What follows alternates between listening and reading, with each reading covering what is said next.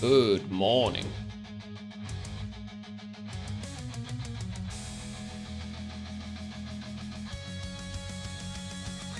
I think I forgot. I forgot my water.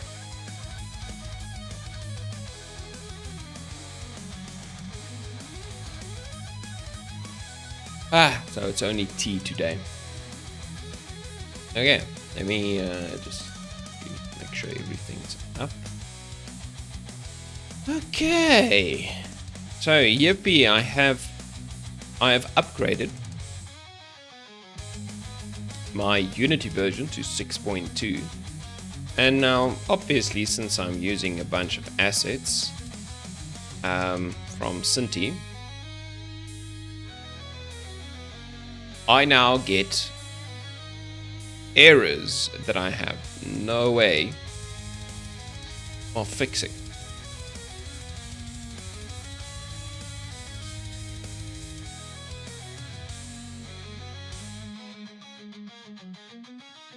Which is amazing, right? I have fewer warnings. But yeah, these are a big problem for me.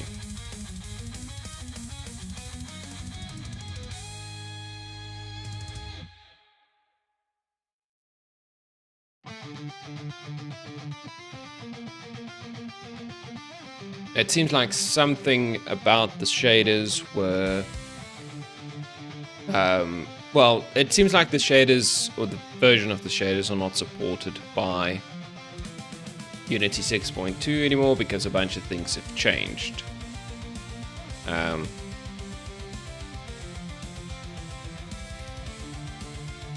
That's what I can understand, yeah.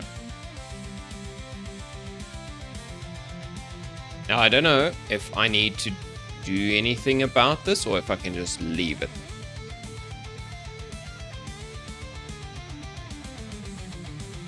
No matching one parameter function at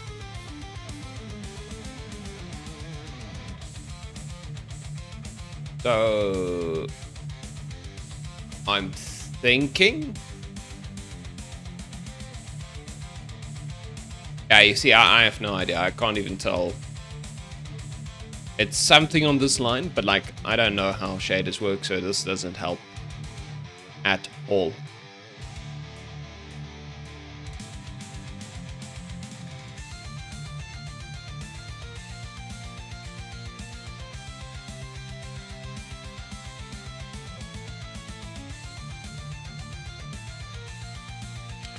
Which is kind of a bummer. I wonder if I need to go back to the previous version of Unity.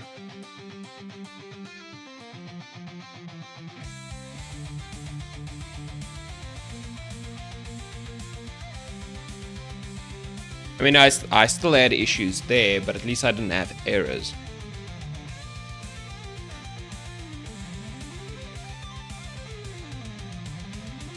What a bummer. I don't know if they're going to be fixing this soon or what. Maybe I should just go back. Because I've tried re-importing the shaders and seeing if there was a new version, but there were none.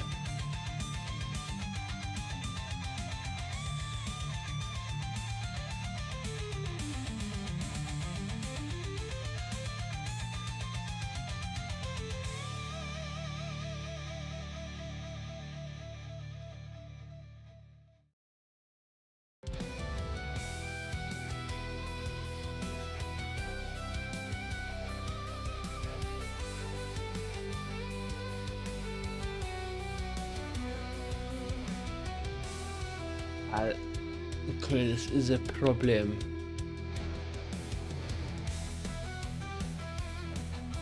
Yeah, so I can go back to this one, right? But the problem is, I don't know how that's going to affect my wife's version.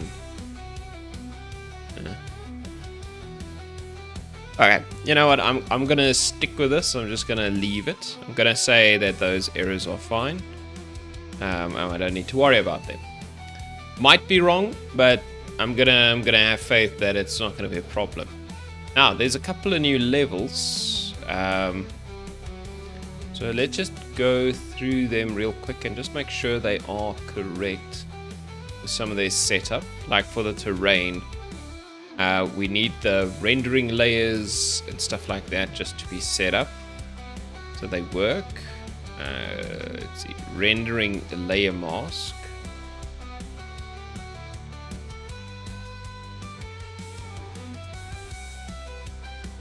I guess everything is fine. Yeah, that one's everything. Okay.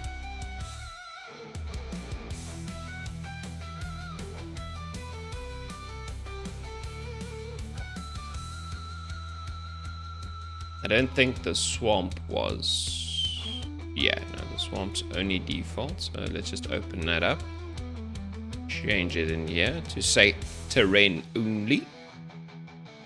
Well, everything, so with the terrain included. And I think the felt was the same. Okay, and there we go.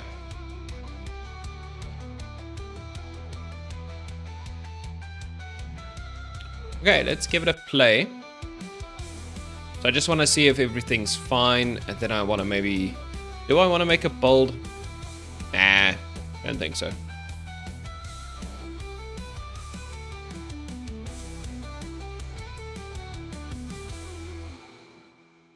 Let's just test all the basic stuff. Alright. So, we get a few warnings.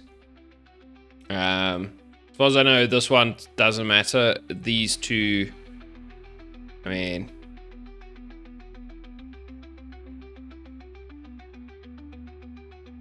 Alt-in rendered texture type 3 not found while executing. I have no idea what that is for. Yeah, these are some strange... Yeah, but as you can see now, obviously these have been updated to include some of my, well, the newer terrains. Yes, like, what's with the lag here? Why is my... Okay. Oh, how's it, Nario? How are you doing? Reminds you of a potato. I guess that's good.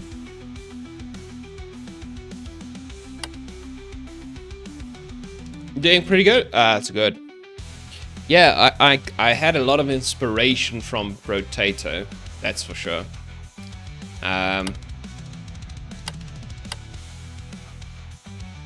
But so the rounds are Potato alike, right? So you go, you fight rounds like you do in Potato. It's not just one long fight like something like Vampire Survivors, right? But unlike Potato, the way the progression works is a little bit different, and obviously your characters don't have 6 arms or whatever. So the progression system is built to accommodate that, right?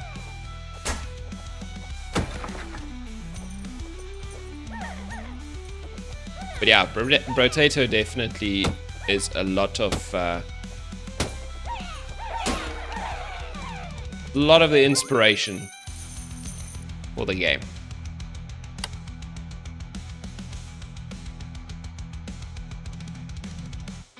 Big tanky item. Nah, let's skip that one.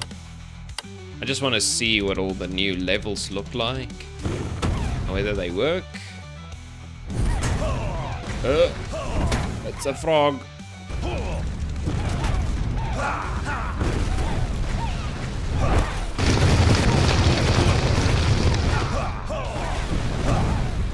Also getting new types of errors, or warnings at least.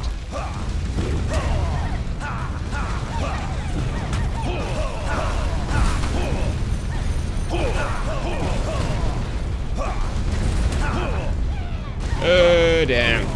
I'm gonna die. I'm almost dead. Hang in there. I did it.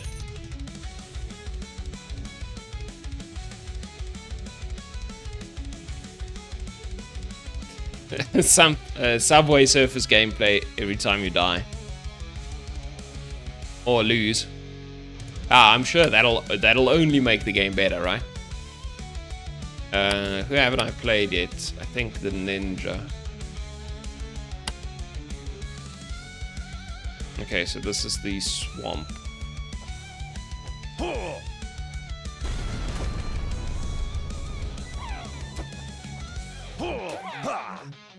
Okay, we definitely have path-finding issues.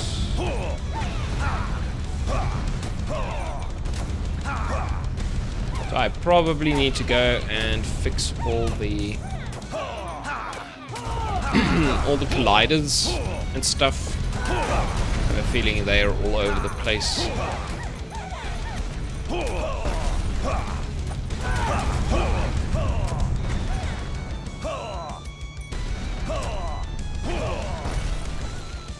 Wow.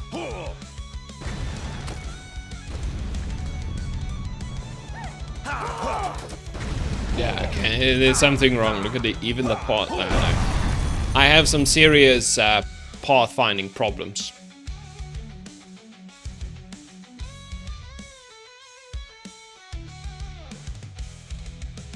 You remember seeing a game on Steam? It's 100% made of AI? Oh, I think we're gonna see more of that, eh?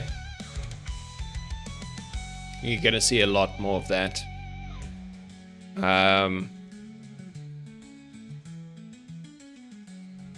So pathfinding is essentially the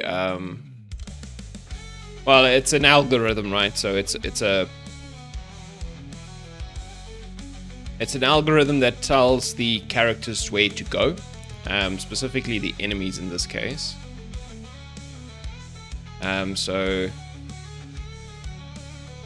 right, if you have an enemy, like obviously your character you can control and you can run around the map in a clever way. But the enemies, you need to write them a brain. So when I say pathfinding, I basically mean that algorithm, that brain that you need to give them. So they actually get around obstacles, right? And they go towards where your character is. That's basically it. A super simple way of describing it. There's something wrong with my textures. Oh no. So this might be part of the errors I was getting earlier with my shaders. Well, that's annoying. But yeah, so that's essentially pathfinding in a nutshell. There's various types of algorithms that you can implement. I'm mostly making use of the nav mesh agents that's built into Unity. So you basically define a surface like this and you tell it where they can and cannot go. Like you can see they can't go through the wall and they know that. So when they do their little pathfinding algorithm, they'll walk around. But I think it's not set up correctly over here. Yeah, you can see this is why they were kind of struggling, right? So this bridge might be an obstacle, but they weren't aware of it as an obstacle because they can't really see, right? You need to use this blue mesh or overlay to define what is actually an obstacle and what is not. Like, I might not want this grass to be an obstacle, but this big stump might need to be an obstacle. And the thing is, if you don't set this up correctly, they might still think there's nothing there, but there is something there, and then they'll kind of just stand and, or they'll go run into it and just stand there. They can't get past.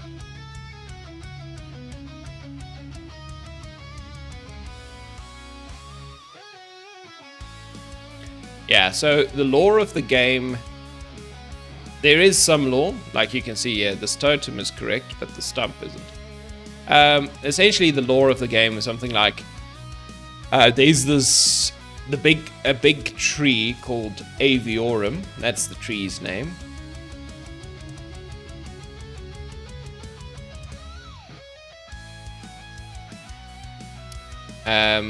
But the point of the tree is. So I can show you a little bit of the tree art.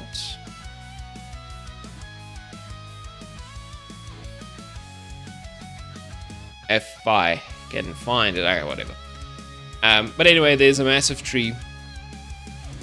It's an ancient magical tree, right? The point of the tree is, well, the tree kind of gave birds their ability to fly as part of the magicness of the tree. This is like the entrance to the tree. So this is all meant to be like the root system at the base of the tree. So if you're walking up to the tree, and the birds lived within the tree, and the reptiles or the lizards came and they took over, right? They invaded and they took over the tree. And you are now trying to reclaim your home.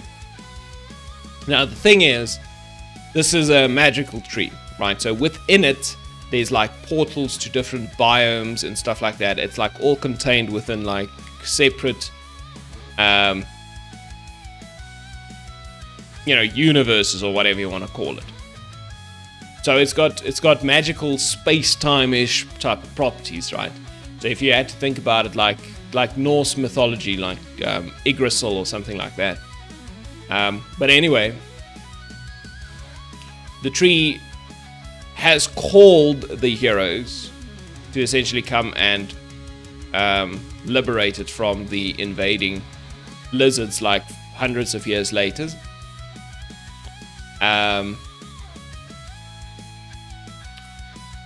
And the idea is that's now what we are doing, right? So each round is you progressing, traveling through the different biomes, trying to get rid of the lizards.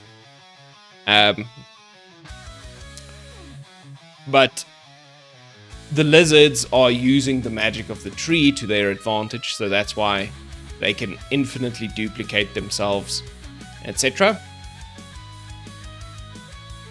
But yeah, that's kind of what you're doing, and then the this is still a work in progress, but this is what we call the heart seed. So this is like an extra dimensional room. It's like a TARDIS, if you want. A new one that is spawned within the tree that you now have access to, that you've claimed. And this is what's gonna enable the progression system in the game, where we can actually improve the characters and grow stronger and actually eventually rescue the tree, or rescue your home, essentially. Yeah, still a lot of work to be done. Don't get me wrong. Like, there's a lot of stuff that needs to happen. But you know what? It's like it's how you eat an elephant, right? One bite at a time, and we'll get there soon. Okay, this first level is a little bit wonky at the moment. I don't know. I think there's too much going on.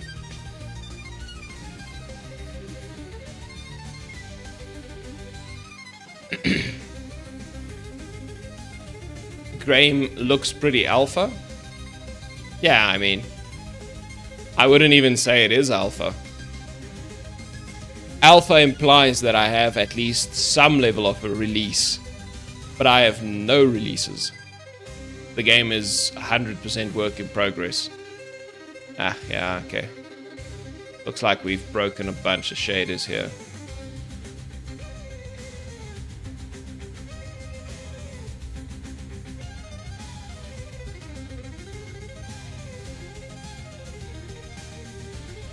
That is very annoying.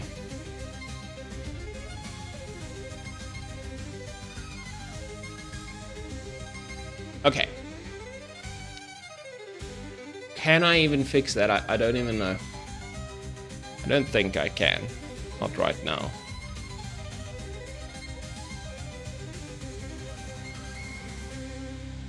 Anyway. Let's fix...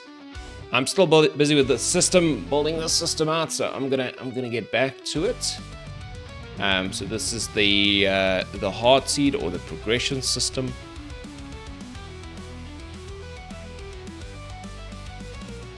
Okay, let's see. I think I want to put in a few more of these slots quickly.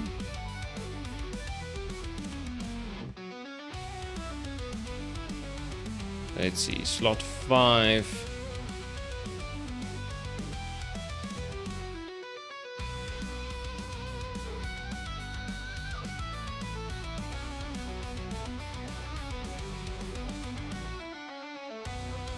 Four, 5, and 6. Yeah.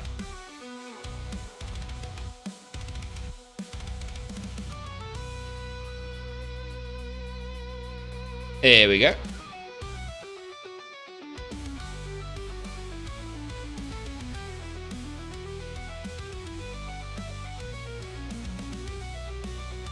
Okay, so where were we actually with this? Ugh, invalid. This is annoying, but...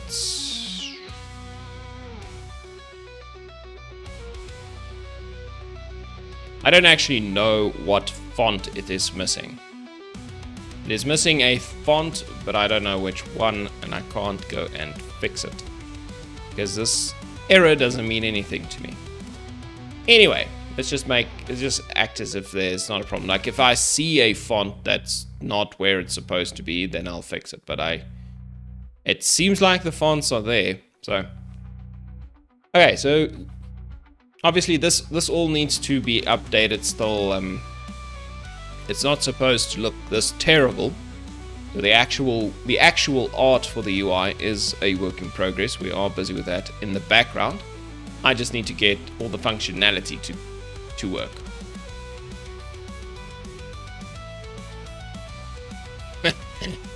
Add Comic Sans just for the heck of it. I don't even think I have Comic Sans. The font asset, I mean.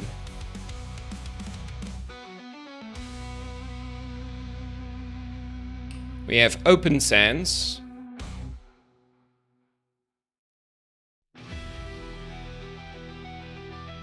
Open Sans bold. But yeah, it's not Comic Sans. It definitely doesn't look the same.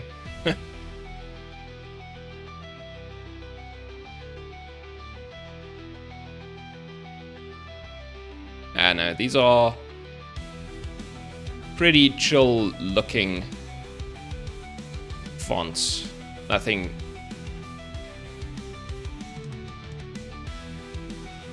too interesting.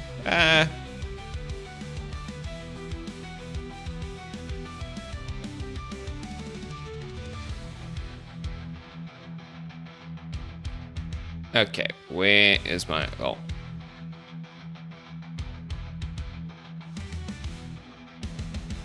Okay, anyway. Let's get back to what we meant to be doing. Where's all my code at? There we go.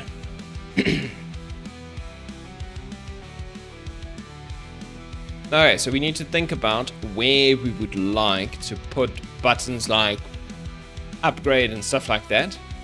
And then we need to hook in all the code to actually make the rooms upgrade themselves.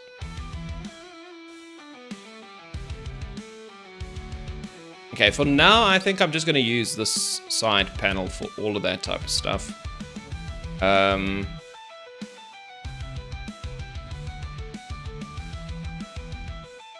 I could also do it inside of the room.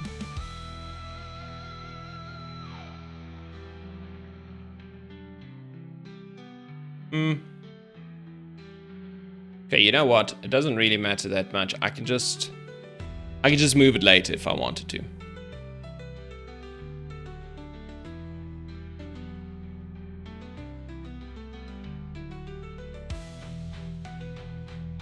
You reckon it should be here? Well, this is kind of where I was thinking about just placing the buttons. Okay, so that's just the start level button. Let's put in a visual element, just so we can contain this, and we'll call it the room upgrade. Room upgrade buttons.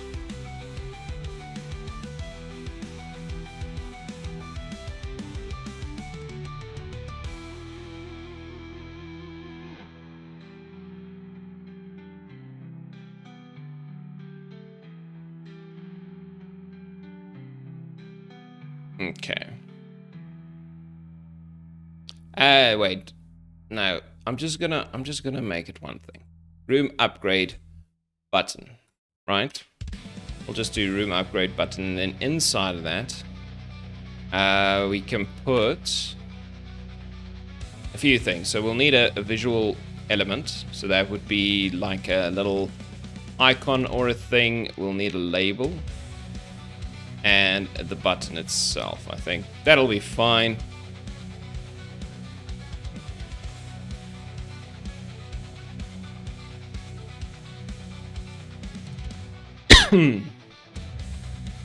Will it be a completely separate screen or upgrade chain?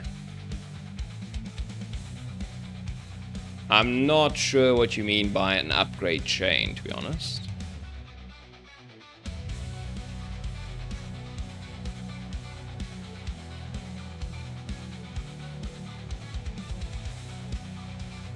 Okay, this thing should not grow.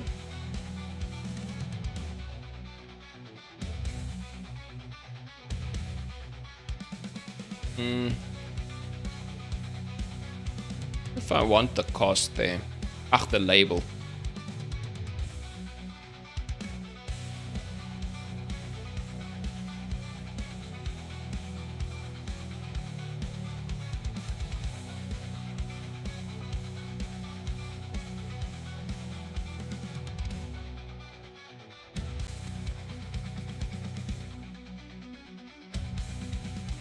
Oh, like that type of chain.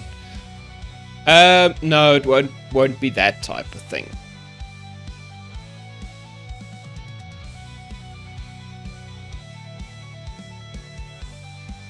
Yeah, no, it's not that type of upgrade system at all. So it's basically just gonna be, you're gonna see a room here, right? That you can unlock, and then when you upgrade the room, it essentially adds more furniture to the room. Right, but you're gonna have many different rooms, and you might want to upgrade each room separately. So it's not like it's not a global upgrade to like everything or whatever, like that. I'm just thinking how this button element should look.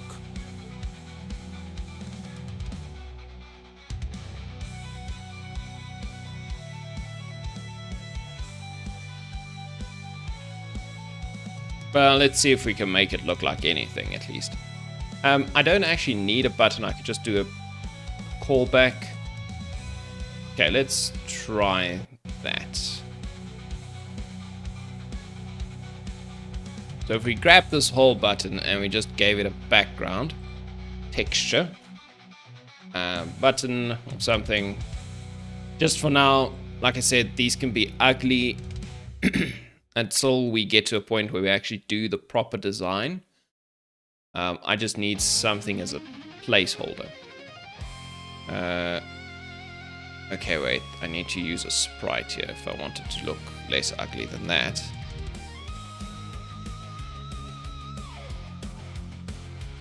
Okay, let's open it. Sprite editor. About 20.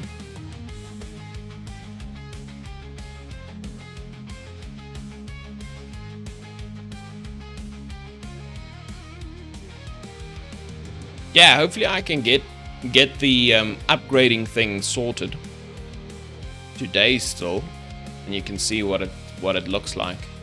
It was working before, but I overhauled the the entire progression system, which meant I broke a lot of the things that were implemented. Wait, this is like at 1.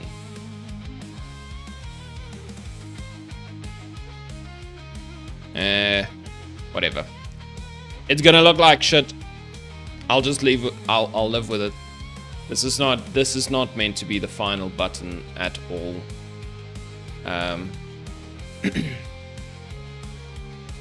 I just need something that'll work in the short term.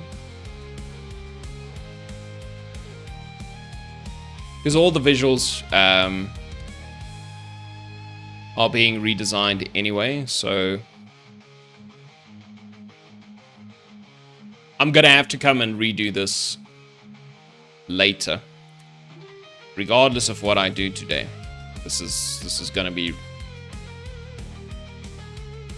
all redone. Okay, we have a coin there, represent the cost. Okay,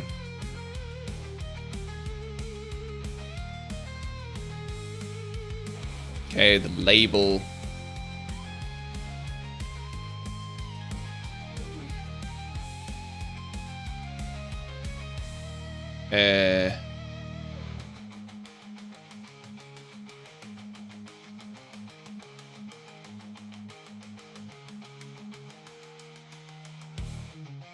Okay, let's just make it a little bit bigger.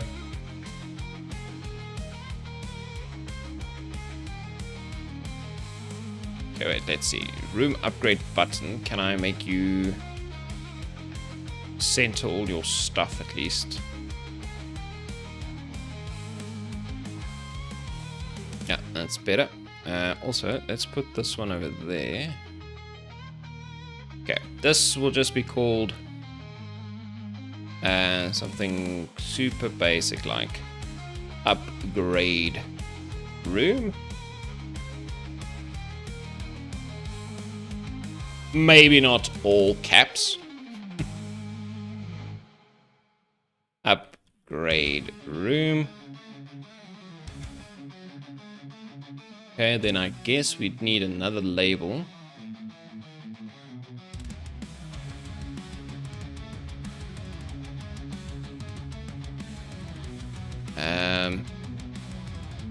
If you're gonna unset that, I'll grab the button itself and set the font in here. So everything is equally sized. Okay, and this label is going to be something like, 250.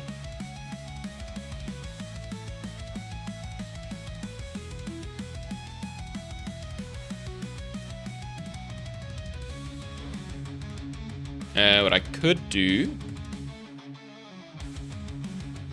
I could just make it space out a little bit more, like so.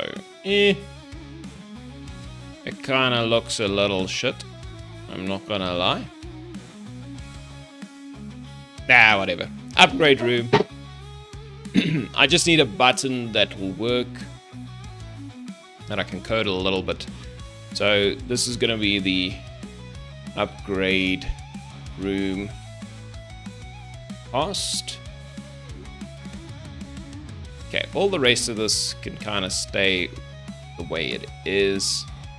I could, if I wanted to, tint the button.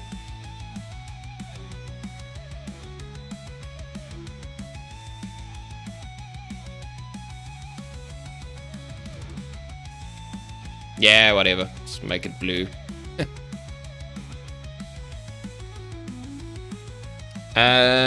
What we should do, maybe.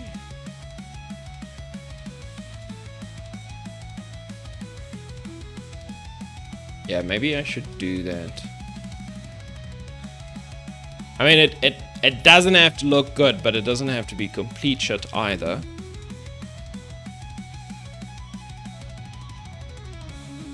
So let's see if we can't...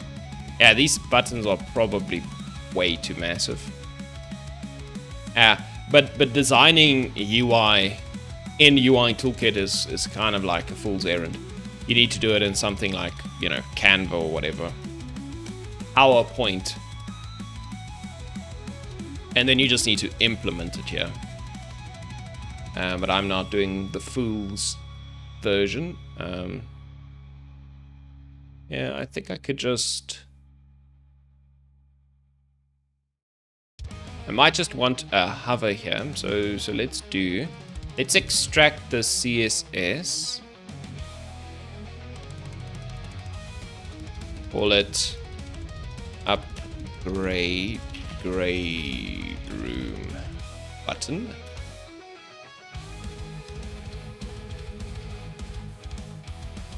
Okay, there we go. And we can duplicate it and make it upgrade room button hover.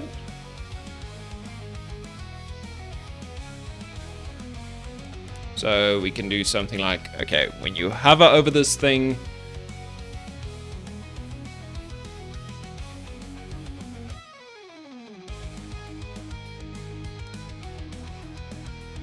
doesn't seem like it changed anything, but anyway.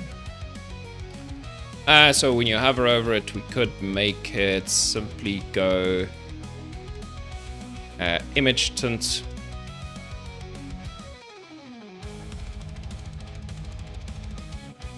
Yeah, I don't even know. Just make it a darker blue. And we can make the text color white. Something basic like that. So we could just do property, tint.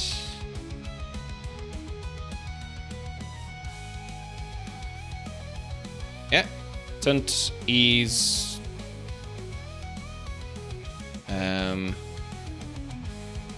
and color. So text color. Okay, and we should be able to preview that. Alright, so the text color one works.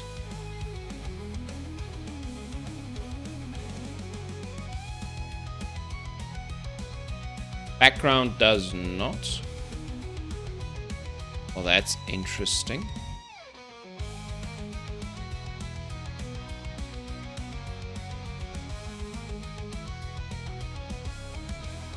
Let's unset that and set it in here.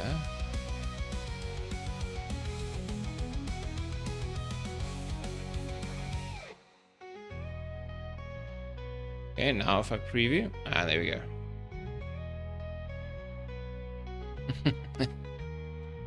I mean, it's a but, it doesn't get bigger. I could make it go bigger. It's not that big a deal. 1.1, 1.1. Add, we just do scale. Okay, and then we can preview that, so there we go. Not quite the same as the one below because I don't have a consistent UI throughout all my my elements. But I mean, that's fine. It doesn't look terrible, so at least you can see which one you're trying to click. For now, that is. Remember, everything we're doing is just so we can actually get to... Okay. We just want to get to the point where we have a working game, and then we'll update the art as the art comes. I just need a working game so I can start balancing some of the stuff. Okay. So we have a room upgrade button now, and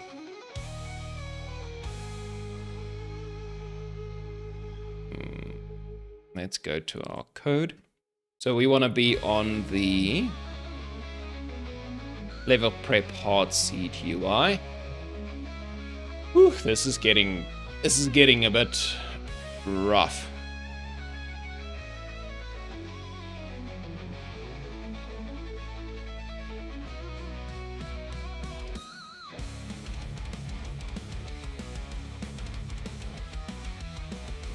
Okay, private visual elements room lock shop. No, don't build.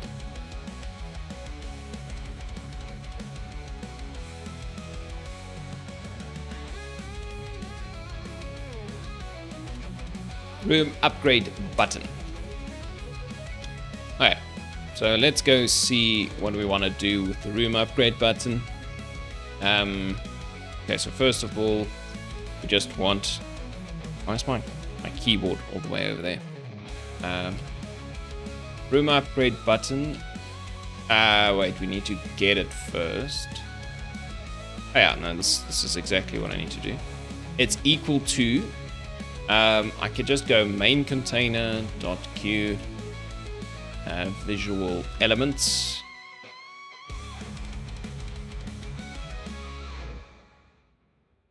Room upgrade button, something like that. So we just can grab a reference to it. Okay, so now we need to register a callback, right? We're also gonna need the price for the room upgrade.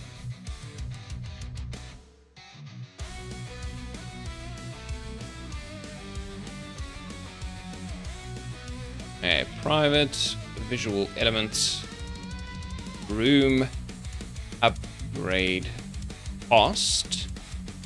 I think that's what I called it. I don't know.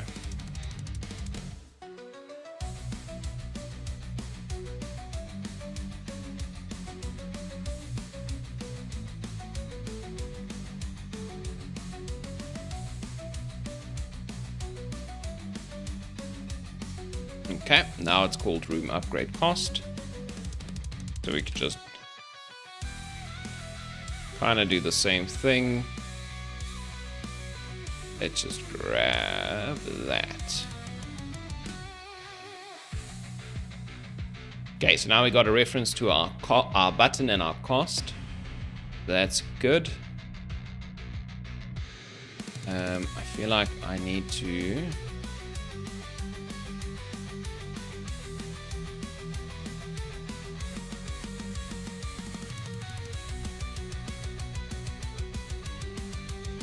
Okay,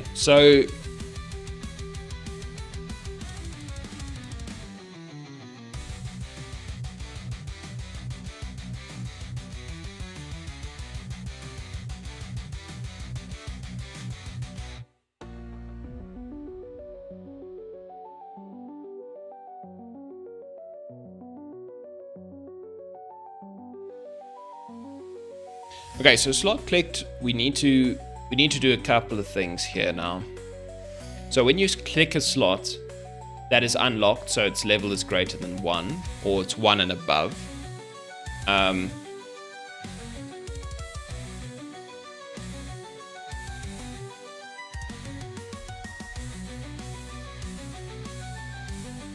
Okay, let's just think about this. So I wanna always be able to see the slot that I just clicked on, right? I suppose it'd be okay, but what essentially we want to do is something like this: a room upgrade button. Okay, so let's see. So we want the style dot visible. We want to make it visible first of all. And then the room upgrade cost dot text. Oh wait, room upgrade cost. I made it a visual element incorrect. This is actually a label. Yeah, it's not a visual element. It's a label. Label. Yeah, dot text. Okay, so we want to set that equal to our slot dot slot so.cost.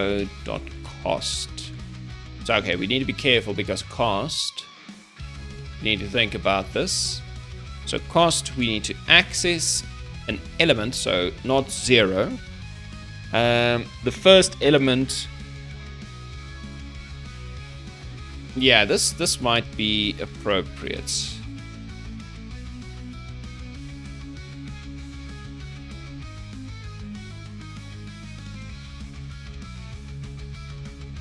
Okay, .toString.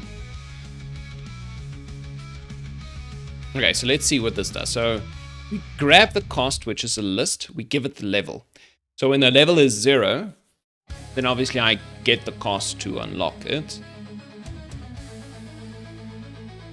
But the level will be 1, so that will be the first element in the...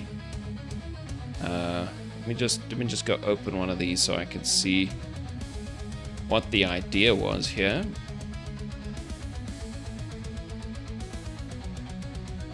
Not an exchangeable room, this is now a hard seed room. So let's say we get the blacksmith, right? So here we have a cost of 100 on 0. So that's level 1 cost. Okay, so then to upgrade it to level 2, I need to give it element 1. So I give it the current level, which is level 1, to get the cost to upgrade to level 2, and then same for here. Now, as soon as the level reaches 3, I kind of just want it to do nothing. Right, so if slot.level,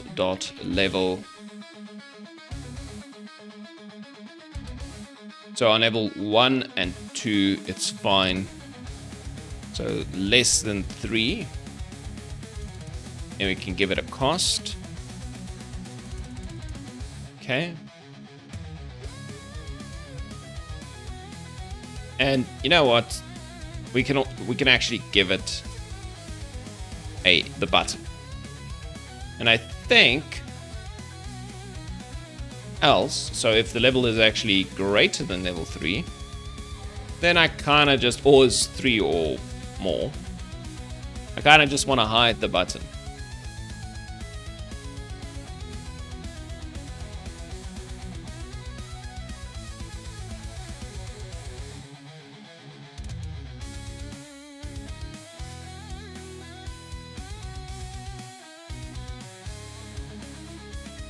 I might want to hide the button as a default anytime you click on a slot.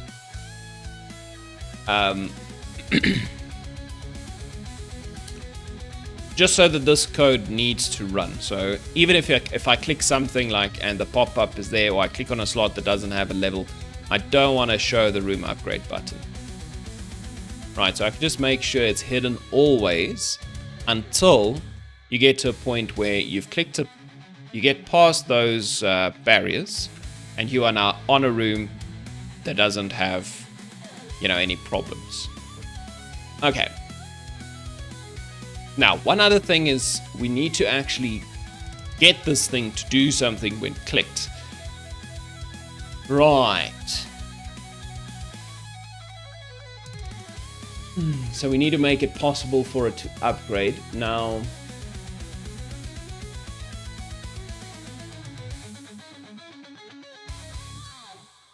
so we'll have to basically call the upgrade room function from here, and we can take these out and give it the level every time we click it, right? So Heartseed room.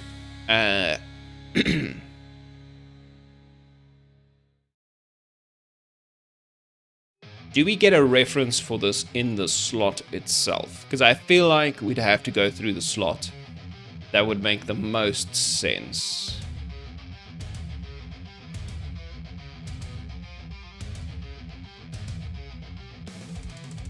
I don't think I actually started hot reload. I should start hot reload. And I should actually show the errors. Why do I have an error?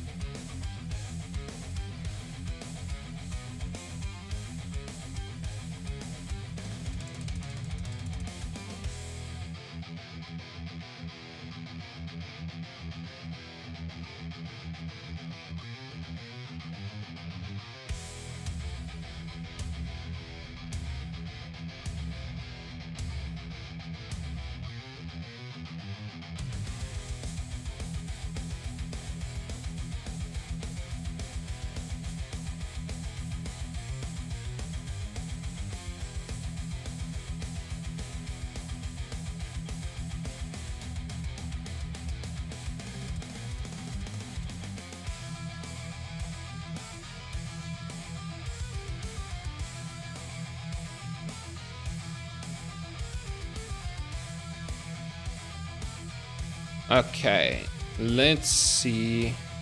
Okay, there were so many errors. I just want to switch on hot reload.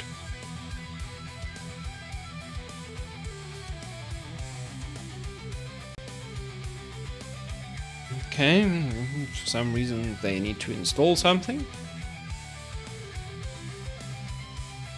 That's new.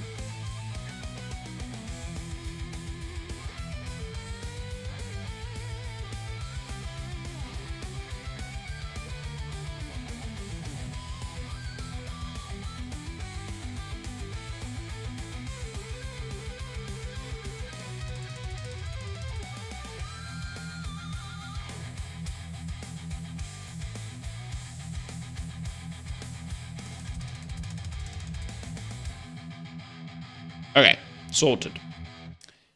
It has started. Okay, so in our room slot, I feel like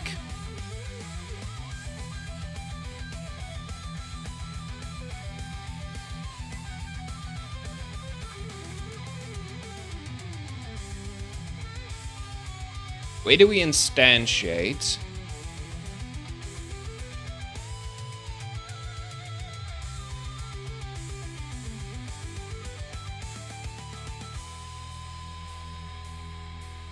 Yeah. Hardseed room manager, create room from prefab. So this is where we create the room.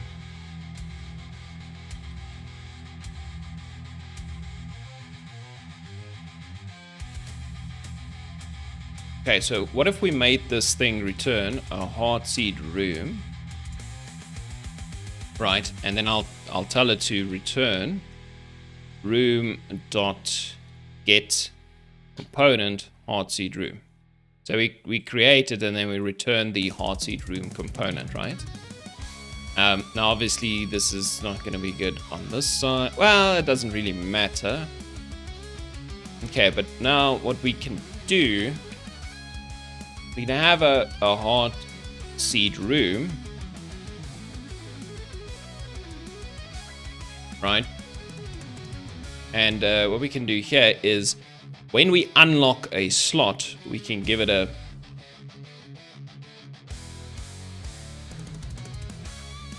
We can just do that, because this now returns the hardseed room as a reference. So now I have a reference to it, which means I can now run certain code on that. Okay, that's good. So unlock slot happens over here. Now we need to do public void upgrade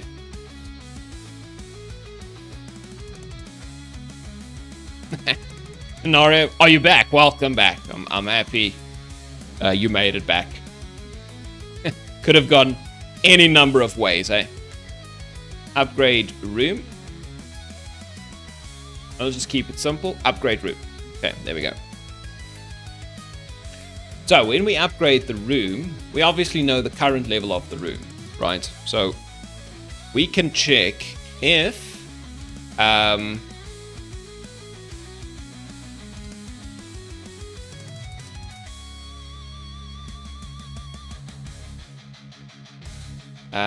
do we know what our current coin cost is?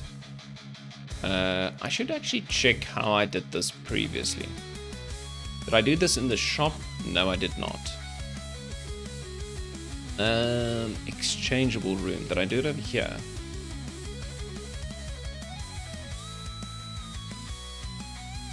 Did I just do it in the room slot? Maybe I did. Let's see.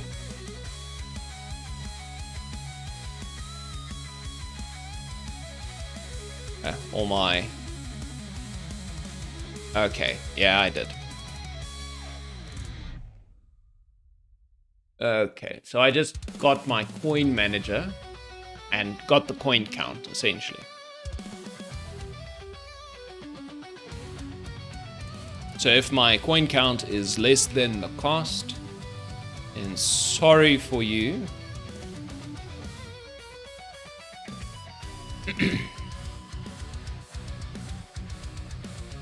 Yes, I feel like I have way too many things open here. Like, where was I just working? Yeah. Is less than the slot SO dot cost. We just put the level in there, I think. Right, that makes sense. Okay, so we just check. Let's do this. Just pin those two. Yeah, so those are the two I need to work with now. This is just as a reference. Here we go, level +1. So we look at the next level cost.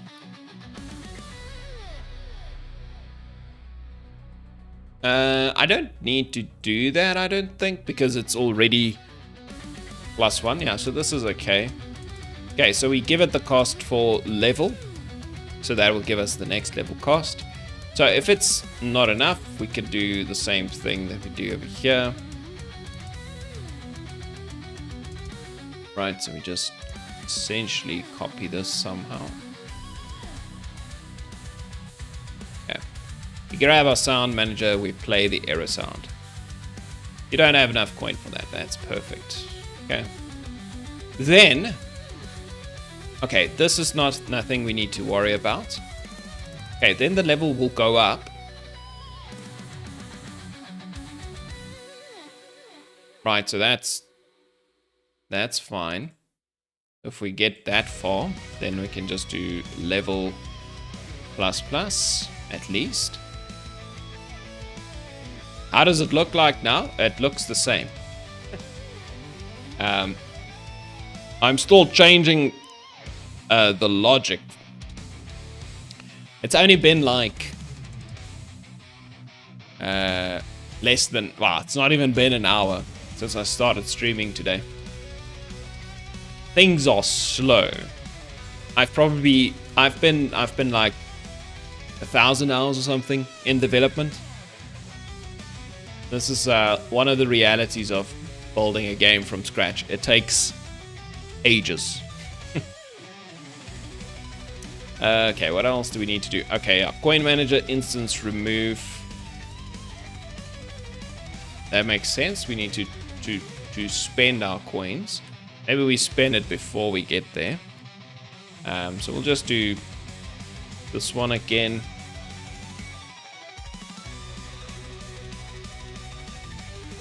Also, since I'm not...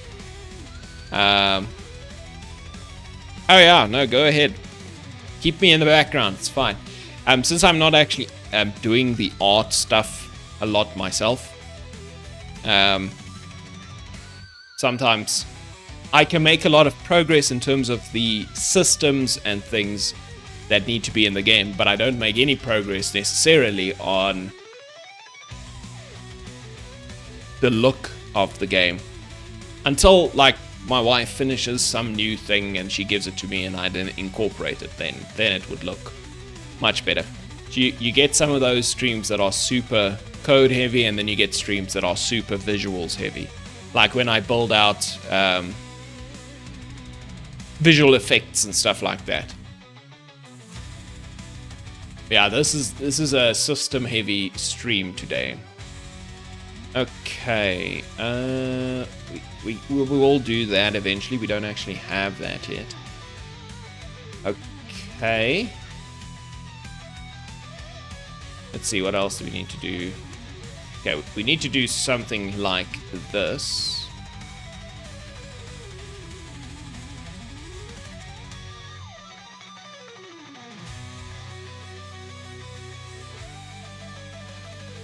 Well, since we have our room, we can just do hardseed room dot upgrade room, giving it the new level at that point, right? So we've now checked if we have enough coin, we've removed a coin, we've leveled up, and then we do upgrade. Okay, so that's good. And each slot will have a reference to a room. That's nice.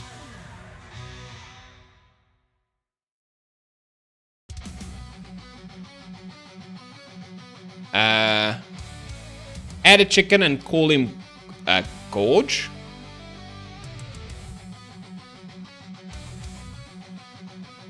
think that's Gorge.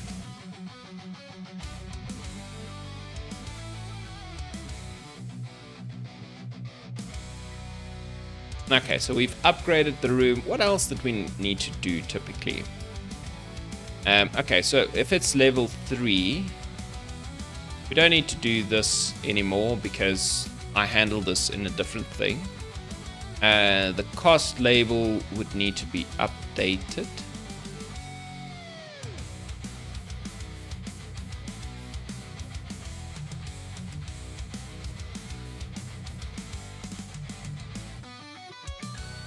I guess that makes sense. Yeah, this is why.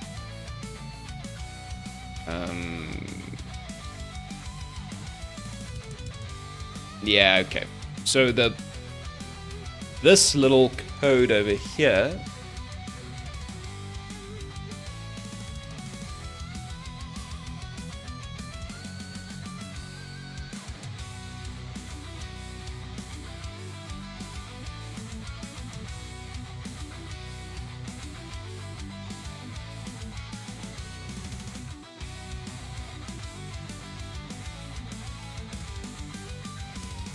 I don't really understand what you are asking.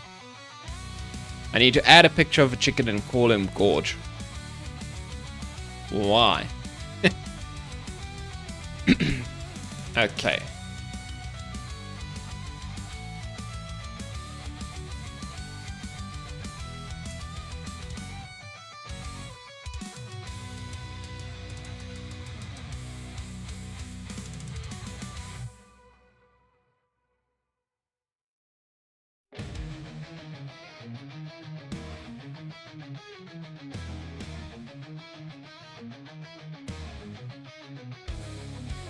Oh, you mean like that?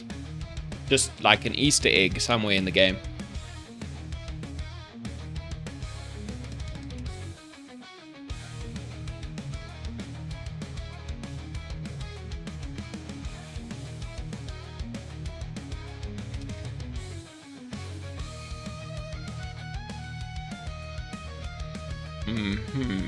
Okay, I think I'm gonna make a separate function here for the upgrade button. Yeah, this stuff is getting out of control.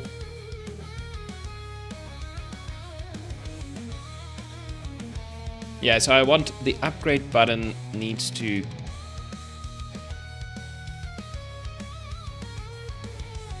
the upgrade button does a lot of stuff. I might have to change or move that to a separate script, but for now I'm just gonna do let's do public void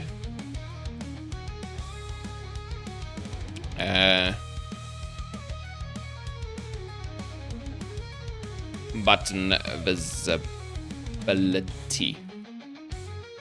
Yeah, so upgrade button visibility, we need to get a hot seed room slots.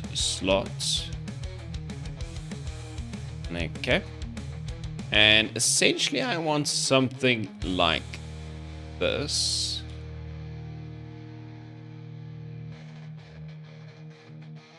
Let's call it room. Let's just call it update room upgrade button. Right, just something like that. Okay, so essentially what I want to do is I want to check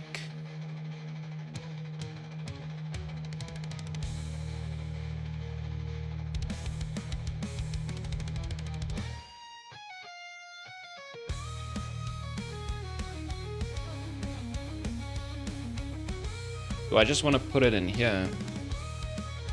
So if it's less than 3 and slot dot level is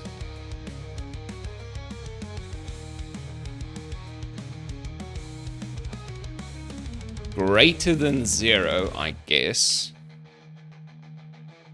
So less than 3 but greater than 0, then it can make it visible and it can get the cost. Otherwise, we just hide it. Okay, and then what we can essentially do is we could just do update update room upgrade button, and we just give it the slot. Right, so we just do that, and we do it over here as well. Okay, so every time you click on a slot,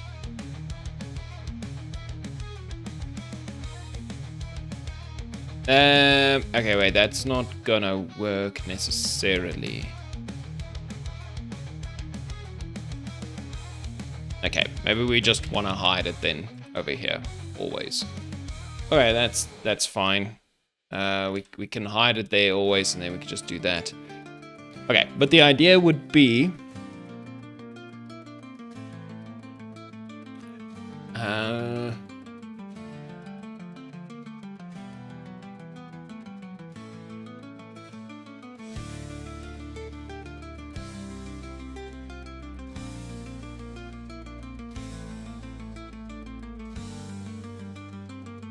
yeah, so I want to update the price of the button itself, but I don't have a reference to the button in here. Right.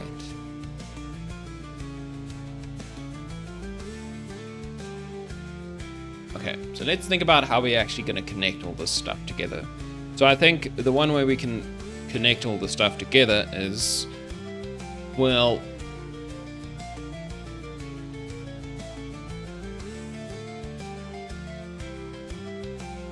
so when we call this, so once you click on the slot and you update a room upgrade button, I guess we can register a callback.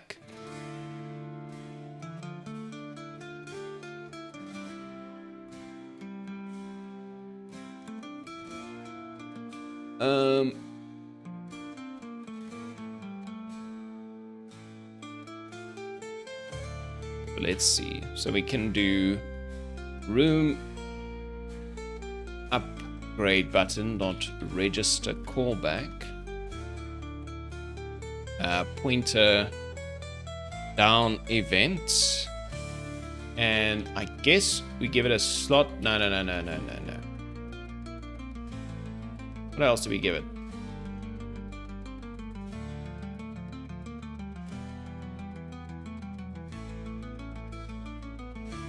I don't think we need to give it anything else.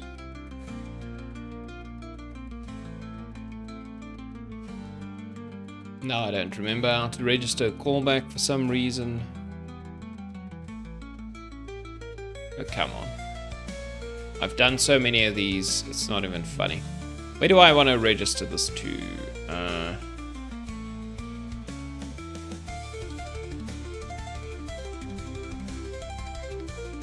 So I essentially want to register it to this thing.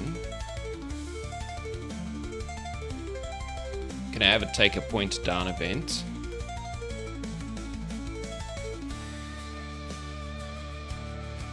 Okay, pointer down event. Just want this thing to click, and then it wants to call back to the thing that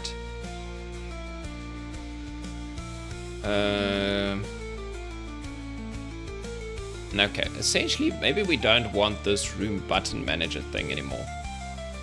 I don't think we need it anymore, so I'm gonna take this out, and instead I'm actually gonna have them have a level prep Artseed UI. Yeah, gonna have that as a reference instead. So public level prep Artseed UI.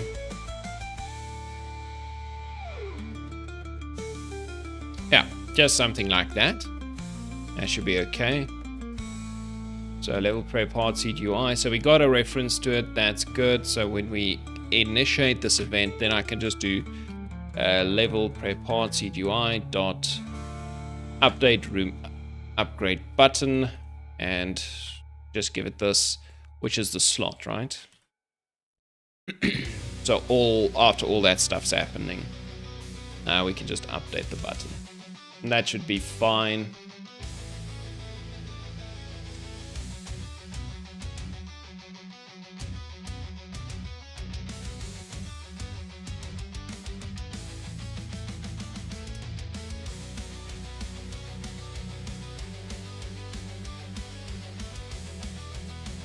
Okay.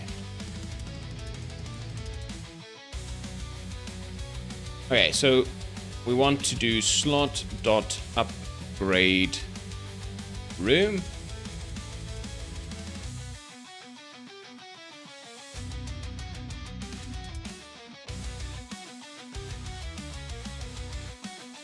Okay, so every time you select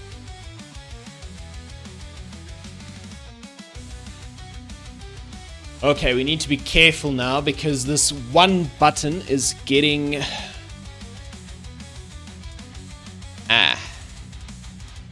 this one button is being registered to all kinds of rooms now.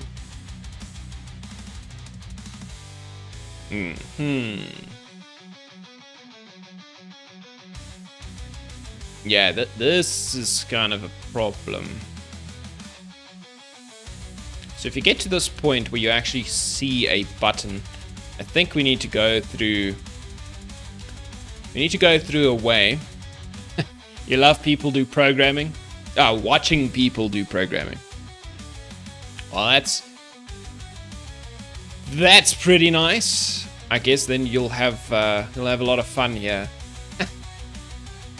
I need a list of slots if I want to be able to deregister this.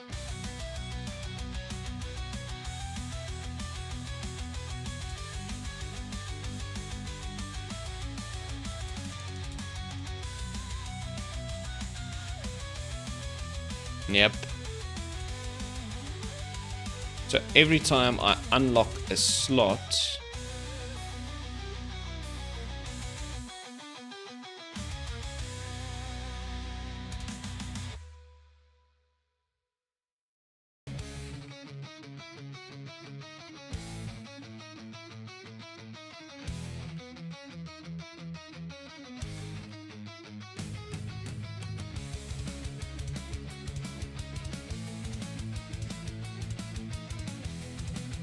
wait a minute, what do I do here? Slot, unlock button, unregister callback. Oh, okay, yeah. That's fine. That is what I'm supposed to do.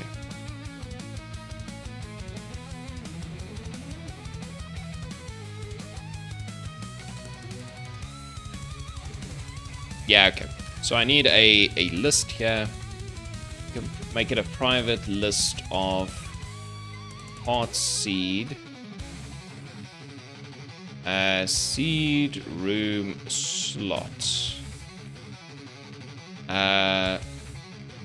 No.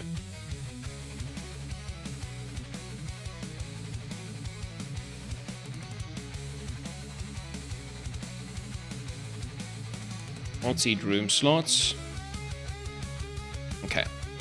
Just something like that.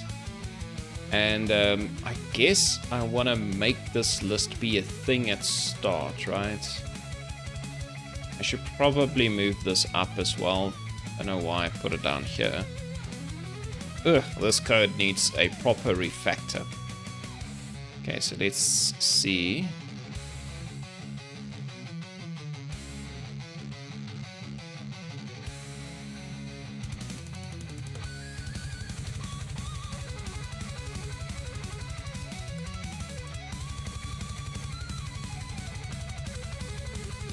Hard seed room slots, so on start we just need to do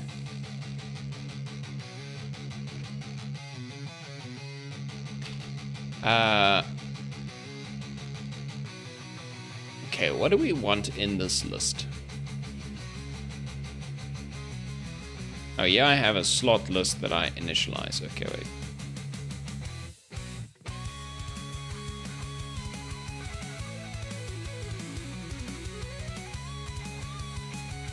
I might be a dumbass. I have a feeling I've already did this.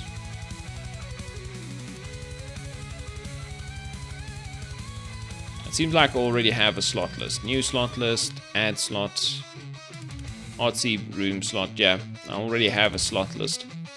I'm a dumbass. Why? Yep, there it is. I already had a slot list. Okay. So essentially what I want to do, not create this one. We already have one. That's fine. Okay, so somewhere here, every time I do this, I want to go through each slot for each. No. Hard seed room slot in slot list. I just want to make sure that our room upgrade button dot unregister callback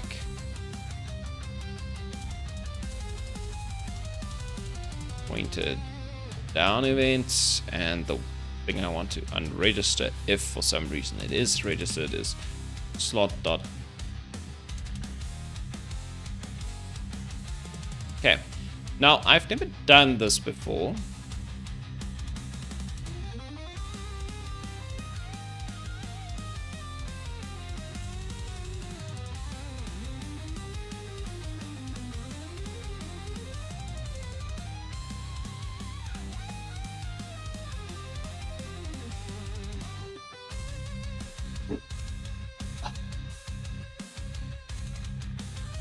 What does register callback once mean?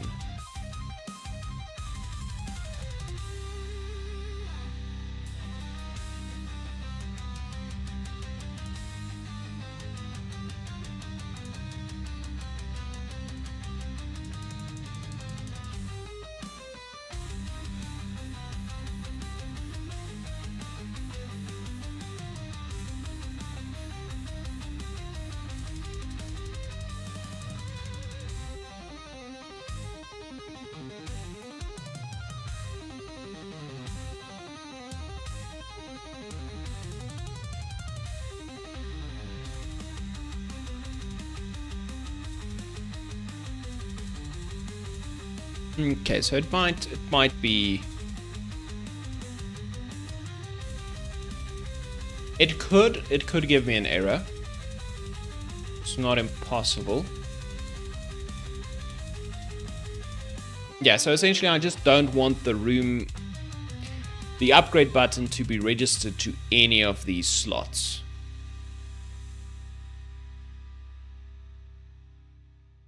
Right, anytime I do something like this, I just want to make sure it's not registered, so it's only registered to one at a time.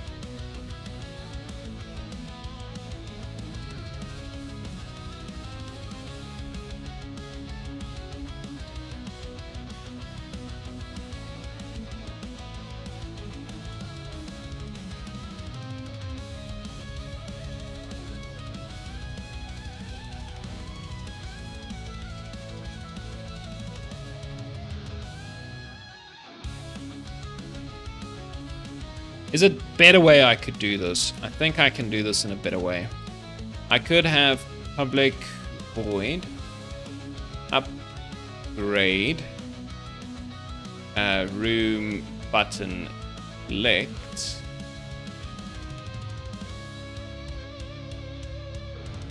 and just request a slot.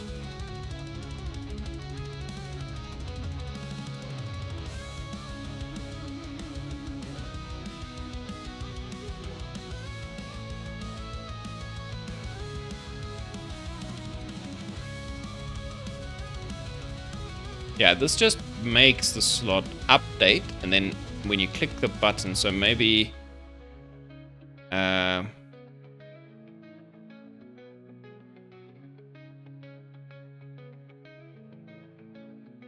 this makes way more sense. So we could just give an event here. Yeah, so it needs a pointer. Wait a minute. Okay, no. If I... Yeah, you see, this is now it gets a bit funny. So slot clicked. Right, we need to be able to click on a slot somehow. And without giving a slot here. So let's do pointer down event. Event. And none of this is necessarily required. I don't think so. I don't want this. Okay, so we register this to our upgrade room button clicked, right? It's very straightforward. Click the button, we call that function. Okay, here's that function. Get the event, that's fine. Now, when we click a slot and we update the room upgrade button with a slot, so this is essentially a slot that has been unlocked and is not a default or next level slot. Okay, so we need to basically make it so that there's a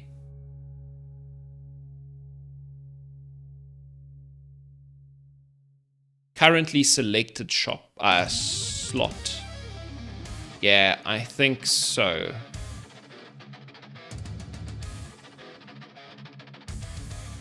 Yeah, kind of like a selected character, but we have a public int selected room slot. Not art seed room slot. Selected room slot, right?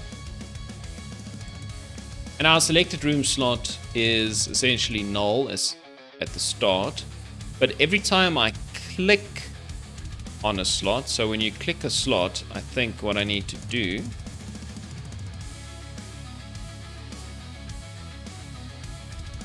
like if I get to this point, this is just the update room upgrade button, but then I need to do selected room slot equals slot.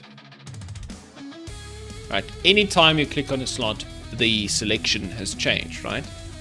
That makes sense to me. Now, sometimes you might have a character selected, and then we do some extra things. You might not have a character selected, then we do some extra things. But okay, this is important information now, because what we can do is we can essentially, whenever the upgrade button is clicked, then we can check. So first of all, we can just check if selected room slot for some reason is equal to null. Well, we just return. Okay, but if the upgrade button is clicked, then we can grab our selected room slot dot upgrade room. Right, now the upgrade room currently takes an event, but it doesn't need one because we are not registering a callback to that anymore. And I think this is essentially way better. Yeah. Now we could have made this a short lambda function, but honestly, it's not really necessary. Okay. Now we click an upgrade room and it upgrades the room. Now this button goes away.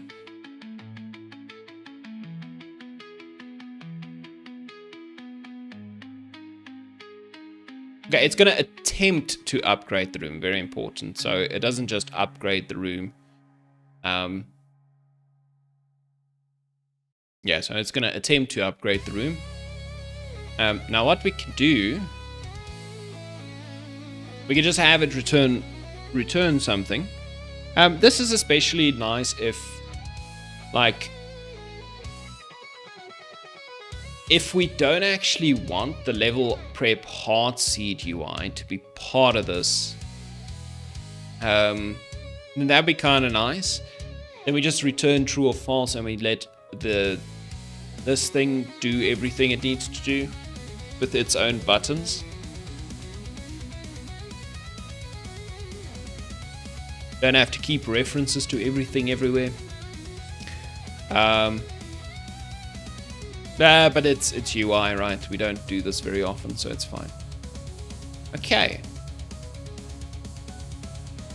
Somehow, I believe this is gonna work.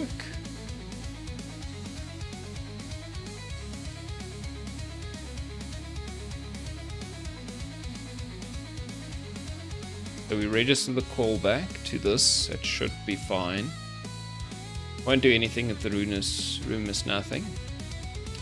We should also just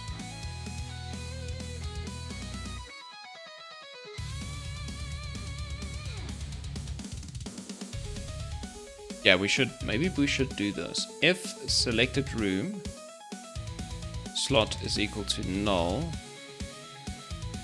then maybe we hide it as well, right? So for some reason, if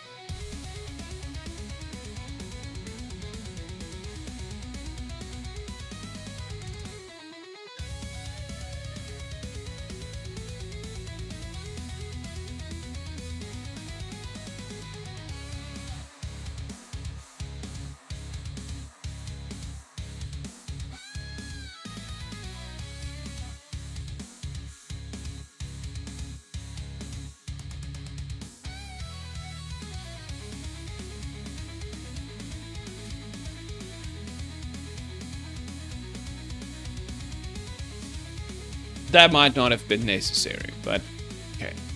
Let's see if this works. I think I didn't do anything too dramatic, and it might just work. So let's give it a play and see. It'd be kind of nice if this just works. Now, I have no idea how many coins I have at the moment, but we'll see. That really matters. Okay, so I click here and I click on the blacksmith, for instance, and I unlock the blacksmith. Okay, when you unlock, I kind of want the preview there. So if I click, I can see cool blacksmith, and the upgrade room button becomes available here. Okay, it looks terrible, but it's there.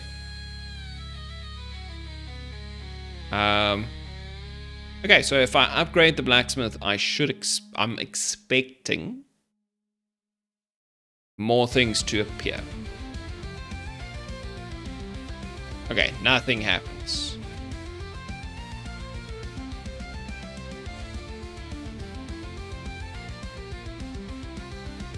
Okay.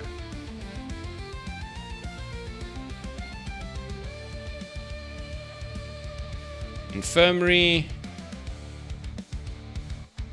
Nothing happens. Not entirely sure why. I think I need to put in a couple more.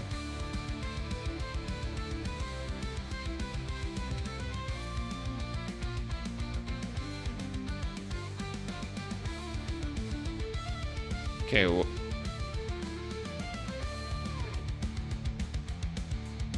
What is it saying here? Oh, there's a... Okay, no.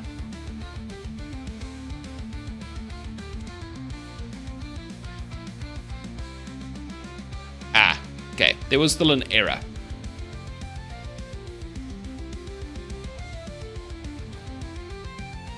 Yo, this guy. I'm not doing too badly. Are you sick? Ah, shit, man. It's that New Zealand weather.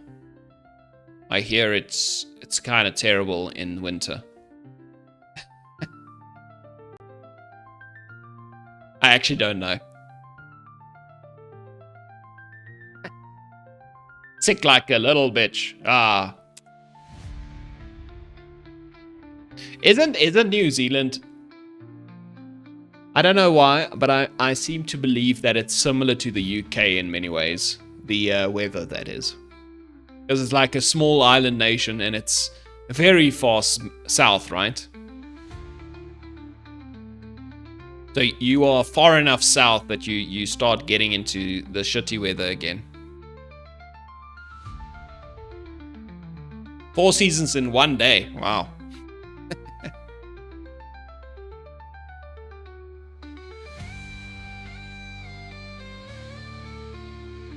One of those who you get up in the morning, it's cold. Hey, cheers, Nario. You get up in the morning, it's cold, then it rains, then it gets hot. Okay, I think that was maybe the problem. That error. Maybe without that error, everything would be better. Okay, let's try that again.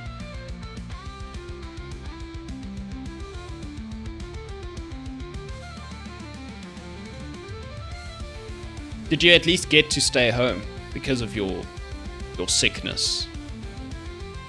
You took a sick day. Called the boss, be like, I'm out. I'm not gonna come in.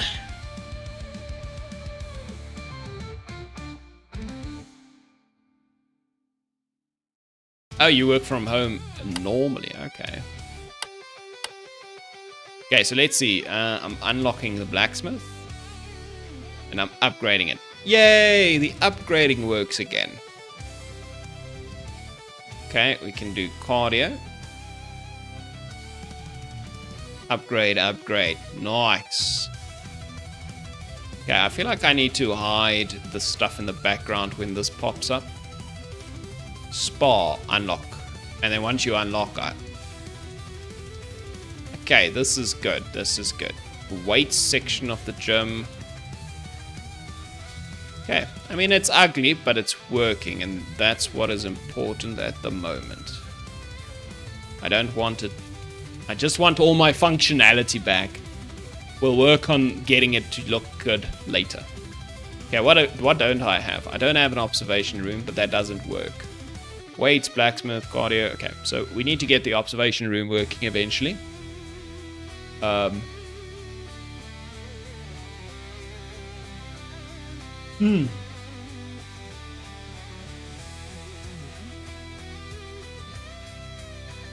and we should make that thing go away when you click on a new. Okay, I didn't think about that one. Yeah, when you click on a new slot, the preview should probably go away. Okay, well, we're getting somewhere. Now, I can't put them inside the slots. I don't know if I like it that my preview changes when I click on characters.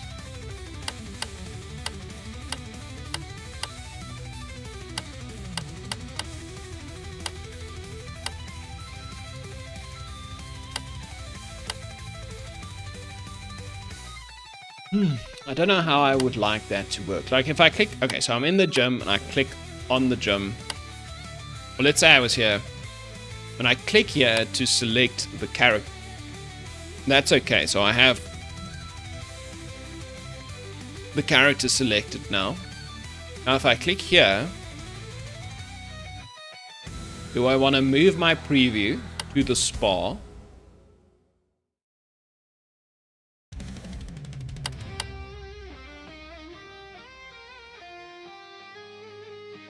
I don't know.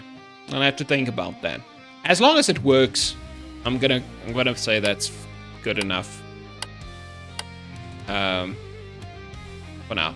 Okay, now putting them in the rooms, we know does nothing.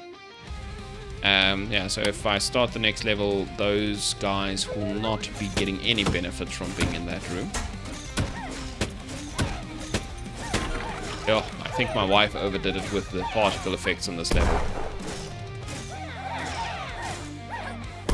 Because the frame rate is tanking.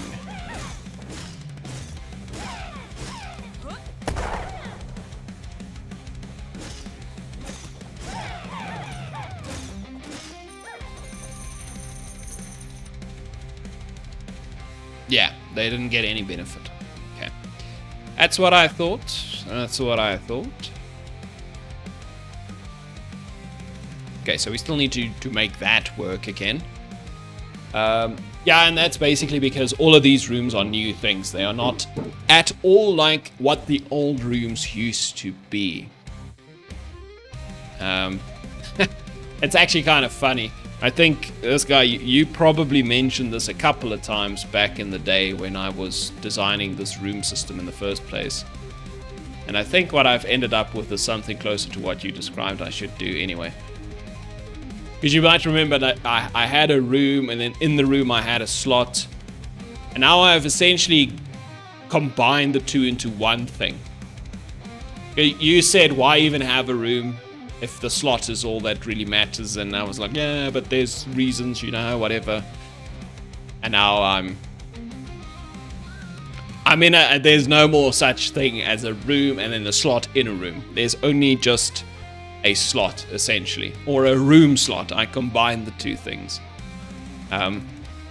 which honestly makes it so much simpler to think about and work with. But hey, that's how we learn. Okay, let's see. Maybe I should make a couple more copies of these.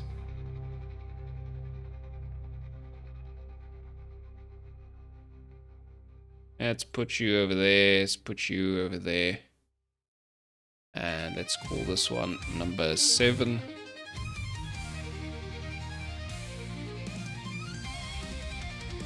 Number 8.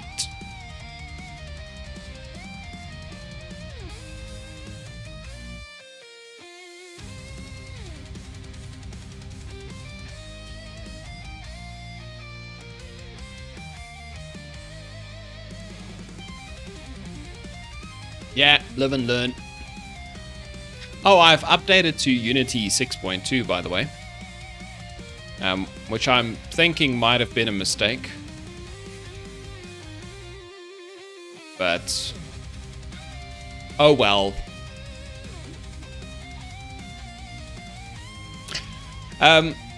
So something changed with the way Unity. Yeah, so something changed with the way shaders work from 6.1 and up, apparently. So since I use a lot of assets, they come with shaders, right? So you'll notice all these trees and stuff, right? They are Cinti. And they got some special shaders and stuff, and they don't look bad if you look from far away. But a bunch of these shaders had errors when they were compiling. And it's specifically because things became deprecated since 6.1. The error literally says, I need to update my shader for 6.1 and above.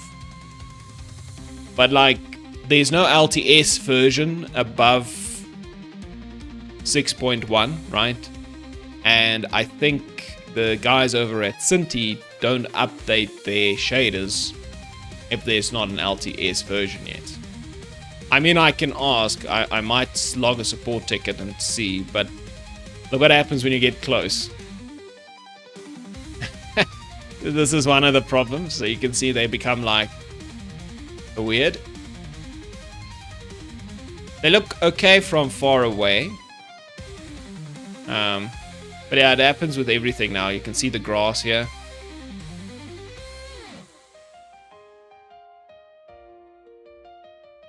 That's kind of unfortunate. And I did make a backup before I did this. The problem is I didn't do a backup of all the work my wife did. I only did my stuff. And she obviously did a bunch of things as well. So I was a bit of a dum-dum. Because I knew I had to do a backup, and I was so thoughtful. I did backups and everything for my things. I was like, cool, okay, great. And then I updated hers. And I didn't do a backup, or I didn't even do a commit of her version before upgrading. So I can recover all my stuff, but I can't recover all her stuff. So I guess I'm living with this for now. It's very sad. But I don't think you can really see it in the game. I don't know. Let's see. I haven't really noticed it, but I might be wrong. And that might not even be the only thing that's broken, right? There were four errors on the shaders, different ones. Yeah, so if we go in, yeah, like, look at the grass over there. I can't see any problems. Maybe we go to the second level where there's more grass. Like, this bush looks fine. I can zoom in. Yeah, it's okay, I guess. I don't seem to. It's only in the It seems like my problem is only inside of the inspector, or whatever that thing is called.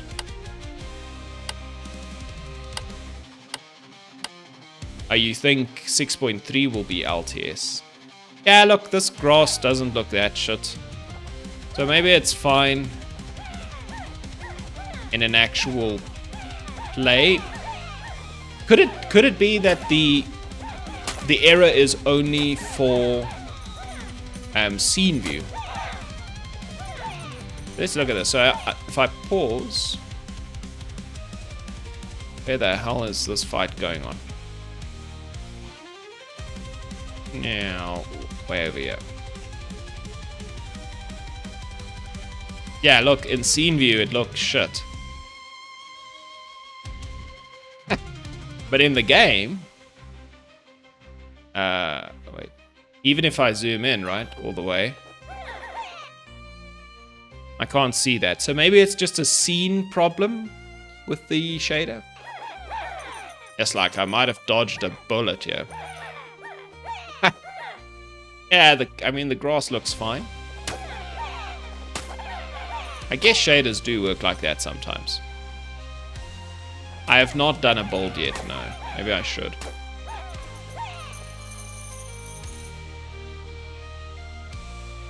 Maybe I should do a bold. Let me do a bold.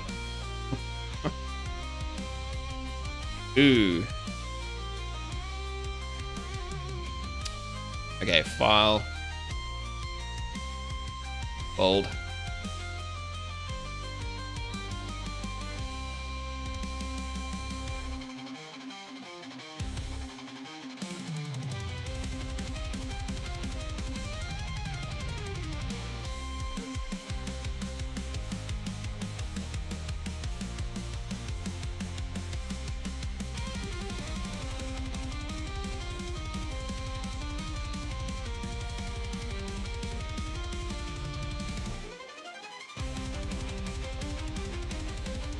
This might be bad.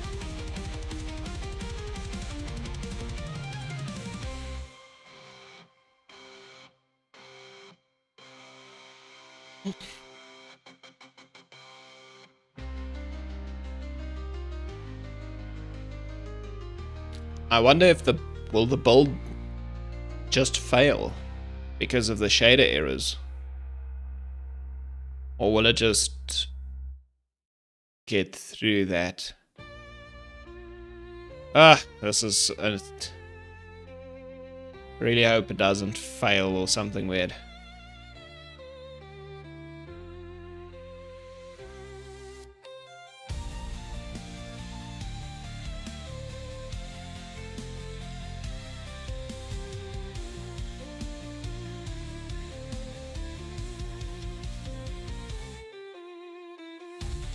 I mean, it hasn't failed yet.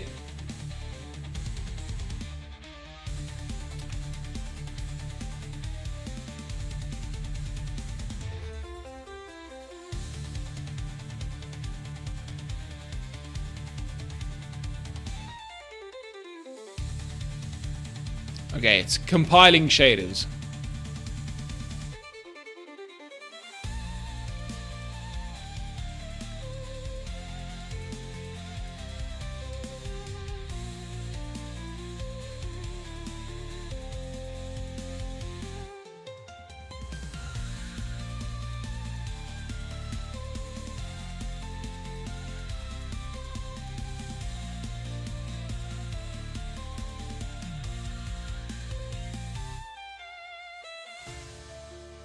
How difficult is it to downgrade your version? Anna, this is taking forever. If I needed to downgrade the version of Unity, could you even do that? Is that allowed? I don't know. I guess that's why they kind of tell you to make backups before you upgrade. Oh well. We'll have to go with it.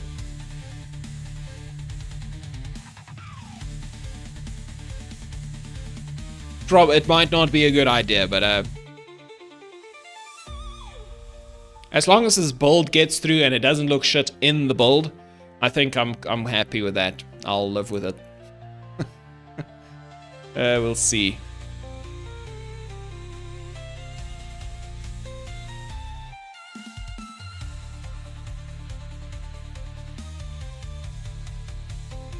Wow, there's 6 people watching on YouTube? That's a new record. Hello, all the YouTube people.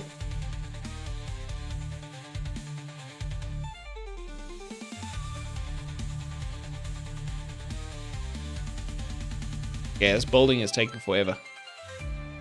But I think I got through all the shaders. Okay. I can live with that.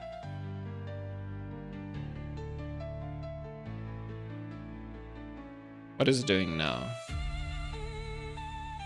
Hey, Dianora! Hello. How's it going?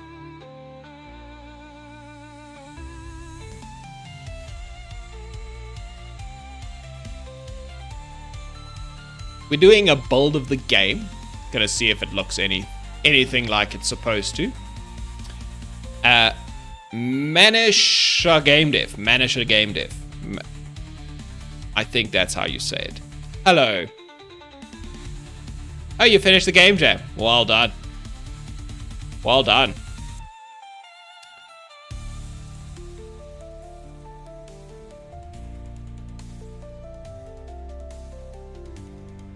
What? Manisha. Manisha. Marknisha. I forgot the K, sorry. Marknisha. I'm trying to build my game. I upgraded to version 6.2 of Unity yesterday. And a bunch of my shaders don't work now. Oh, maybe you would know, Dianora. So you use Cinti assets as well, I think, eh? And a bunch of the Cinti shaders broke when I upgraded to 6.2. And I get a lot of errors from those shaders now. And they look kind of shit in the scene view. But I haven't noticed any obvious problems when I was playing the game. So now I'm doing a build and I want to see if there's any obvious problems. Yeah, here we go. Vegetation shader. That's one of them that's now a problem. I just hope the build finishes. Oh, try playing a basic. That's another shader that has errors now. Yes. Wait. What did I ask?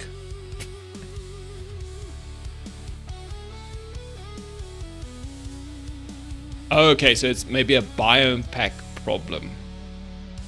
Yeah, because I use a lot of the biome packs.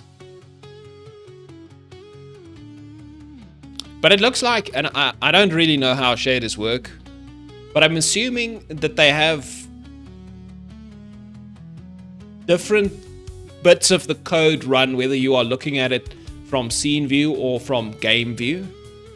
And from what I can tell, the parts that are in error are coming from the scene view side, which is fine.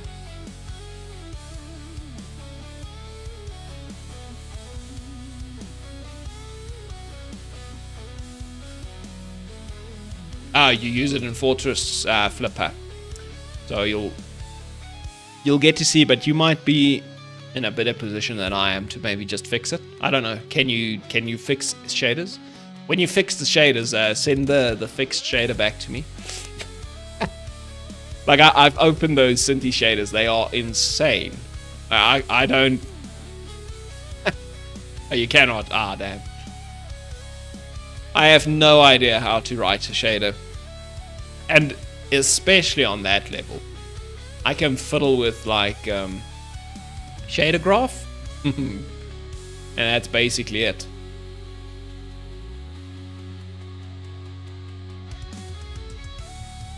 Yeah, okay. But I'm sure Cinti would probably update the shaders. But I have a feeling they'll only do it for a LTS version of Unity. So they're not going to be updating anything for like 6.2. They might do it on the next release or the next LTS release. Because it was working on all the LTS versions of 6.0.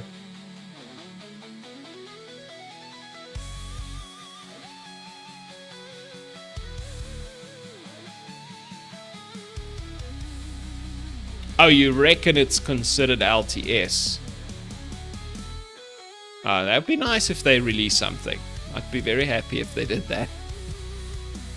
I think I re-imported all of the assets that I have from Cinti over the weekend. Just in case, you know, something was in fact updated, but nothing was.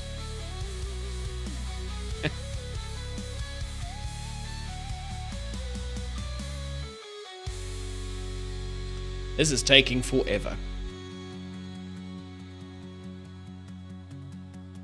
Hey, as long as it finishes.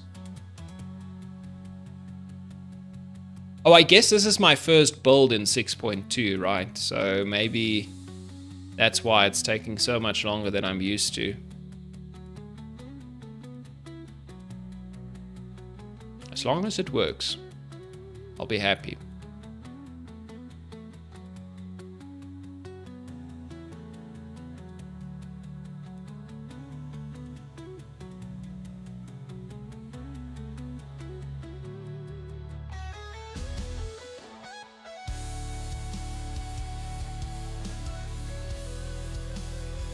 Okay, the shaded variants. Ooh. Okay, I can see it is trying to compile shader variants. It's been 9 minutes already. 9 minutes of agonizing waiting. Please work out. I beg of you.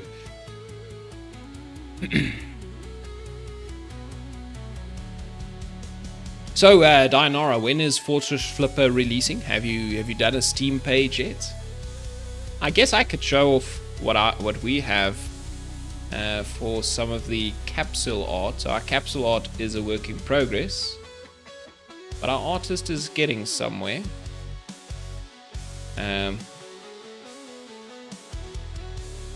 Let me show off what I got here. Whoops, I'm opening all the wrong stuff right now. Excuse me. No, I don't want to open my password manager on stream. Jeez, like, okay. So, whoopsie. A bit of a whoopsie there. Could have been bad.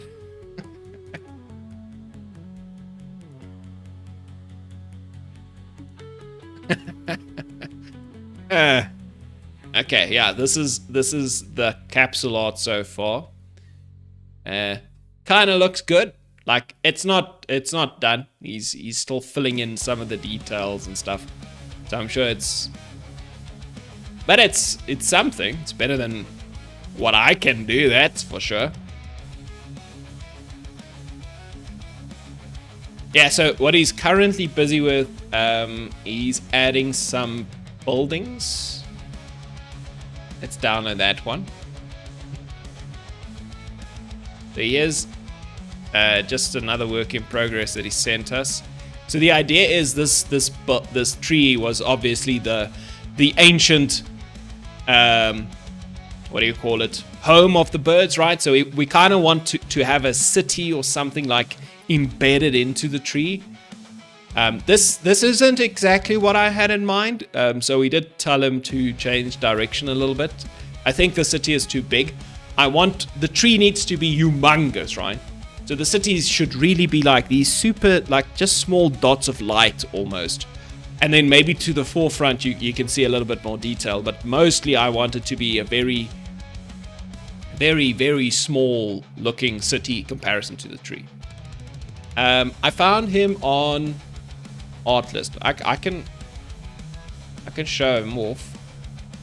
Was it Artlist? No, it's not Artlist. Oh, where the hell did I get this guy? No, I can't remember. Oh, Deviant Art. Oh, jeez. Yeah, so this is the guy. He does capsules and stuff. Pretty much. He's a Steam artist, so you can see here.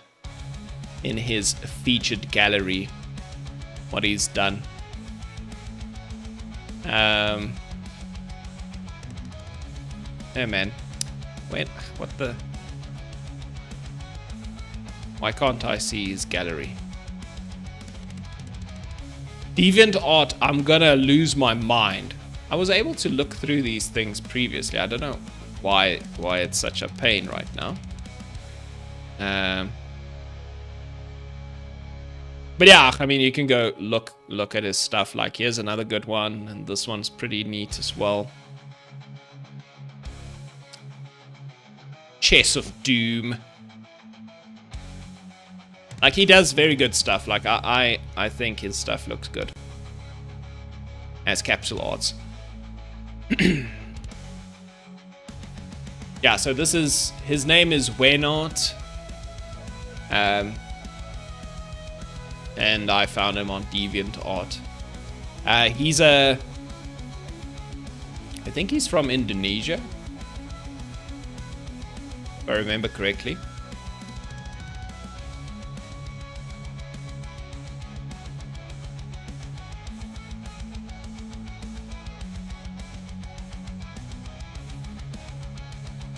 Did he do Click and Conquer? I've heard of this game. It's apparently doing very well on Steam currently.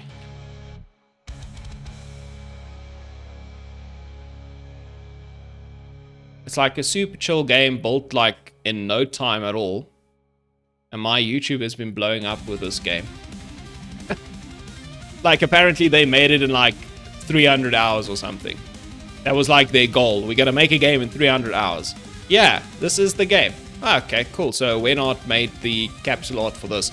This game is blowing up right now. I think they got like close to 100,000 sales already. Which is pretty good.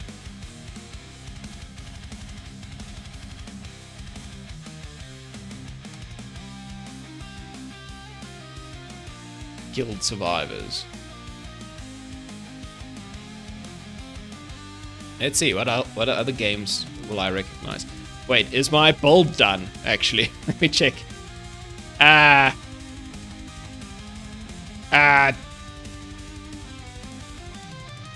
Okay, wait, this is...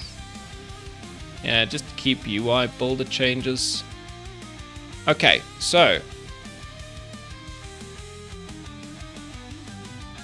Did my actual build fail because of the shaders? So here we can see all the shader errors that I was talking about, right? How horrific is this? Okay, some of these are not Cinti. Yeah, these ones are not Cinti. This is from a different asset pack for my visual effects. Yeah. And then this is where Cinti kind of gets in here. Yeah, there's a bunch of Cinti and... Okay, so it looks like there was a massive change with shaders. Oopsie. In general. And they kind of break the thing now. But did the build actually fail? Let's try it. Let's see if it runs. This is not good. I mean, it seems like the build completed.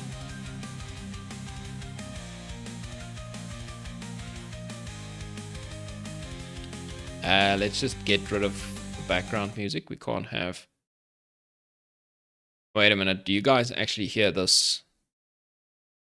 I don't know if you guys hear the sound when I make a build.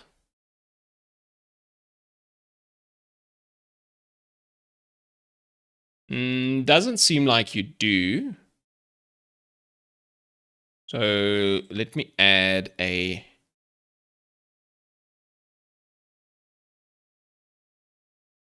audio capture. Build. Okay, give me a minute. I'm doing something to give you guys sound. Okay, can you hear the game now?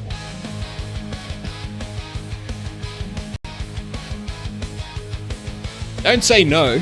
I just fixed it. Okay, cool. mean, it looks like it's working. Ugh, I can't wait to fix all my UI. Especially this work in progress stuff is terrible. Ooh. What happened here? Okay, this is completely broken. This didn't compile correctly. I can't select my characters at all. Ah, jeez. No. Alt F4. Oh, come on. That's weird, though. Why would that be?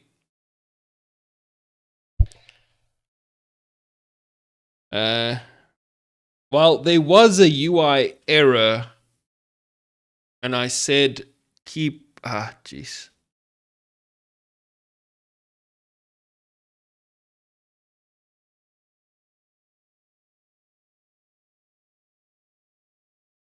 Okay, this one.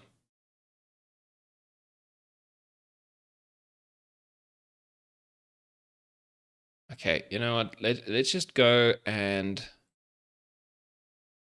I don't know. Null reference exception error now all of a sudden. Oh, that's the cursor bug. Okay, yeah, that's fine. Okay, I just... Please.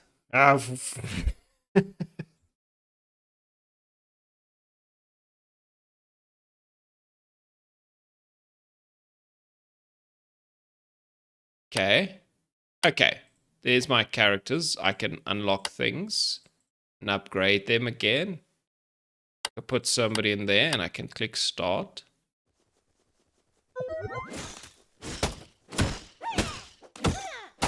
Okay, so that works. So why?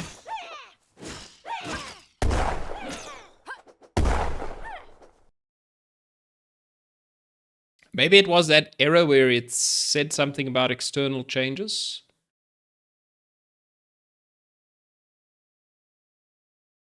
Maybe we try to build it again. Okay, but this time I'm building it into the same folder, so it should be way faster, right?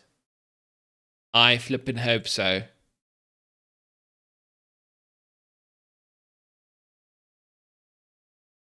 And the music's gone. Now it's back. Okay, hopefully this build goes faster. All these errors are gonna... Okay, 41 shader errors. We'll just say that's okay. Okay, let's run the game again.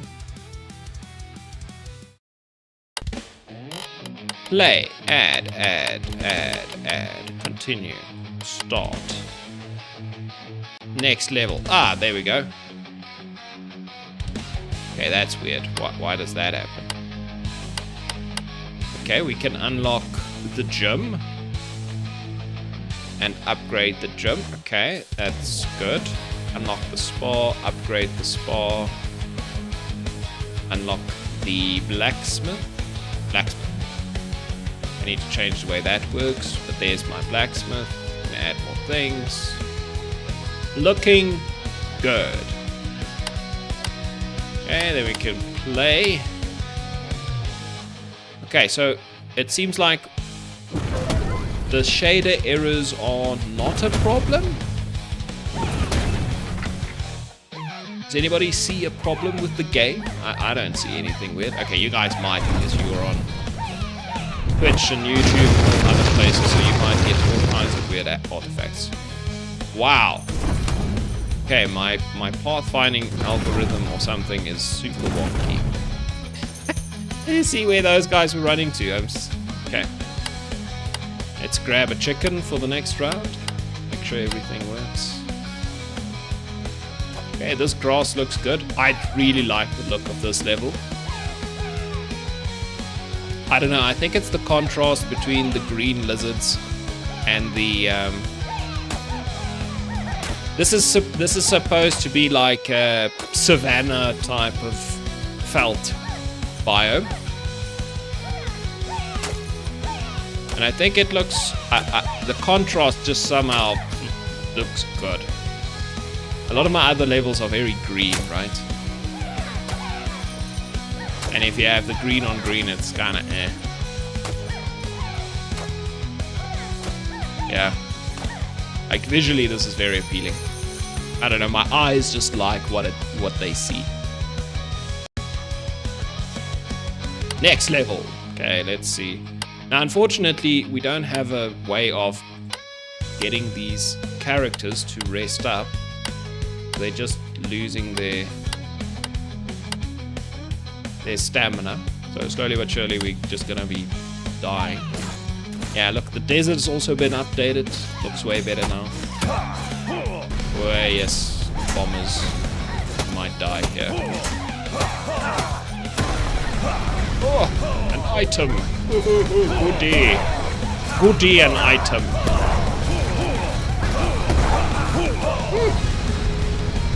It's not good. Another slow totem. Okay, this is broken. Now we need to get out of here.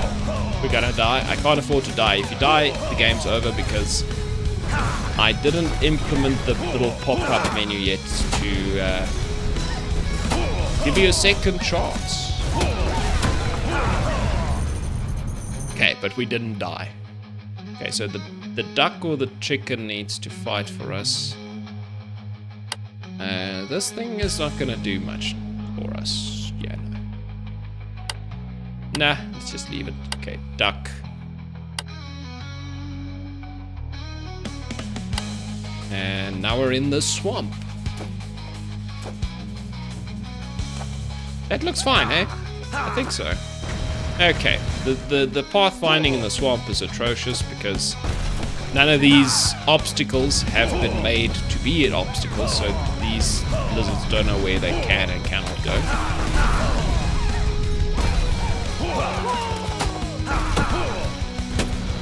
Even the swamp doesn't look that bad, right? Because it's a dark brown and the light green. So you still get a very good contrast. Or yeah, the dark brown and the green. Okay, I'm just running. Because I don't think I can actually fight proper. Where's the big totem? Yeah, look, they stuck behind things. Okay. Let's take the chicken for the next round.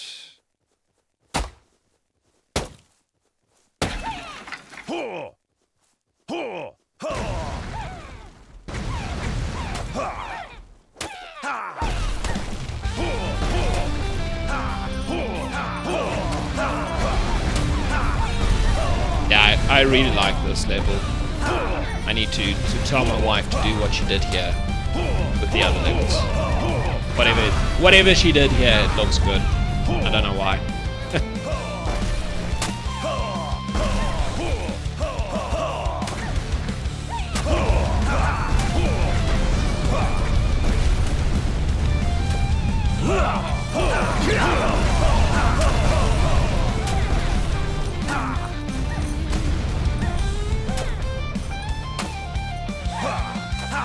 Oh no, my stamina! I have no more stamina! Okay. I think that's good. Oh yeah, we don't have a menu even, so Alt F4 it is. Okay, so this is kind of sad, all these shader errors, but they seem to be okay for now. So what I'm gonna do is ignore them and hope that there's an update for these shaders. I think that's gonna be the play. Yeah, because I don't even know what any of this means. Platform defines blah blah blah. Disable keywords like encoder mesh rendering layer. It seems like that's basically the main encode mesh rendering layer. That's like the main problem here. No matching one parameter at function Yeah, so I think the way this specific function or something works changed or something. Because I get, it's the same with, yeah, it's the same type of thing. Both in the Cinti shaders and in some of the other shaders. They have the same problem.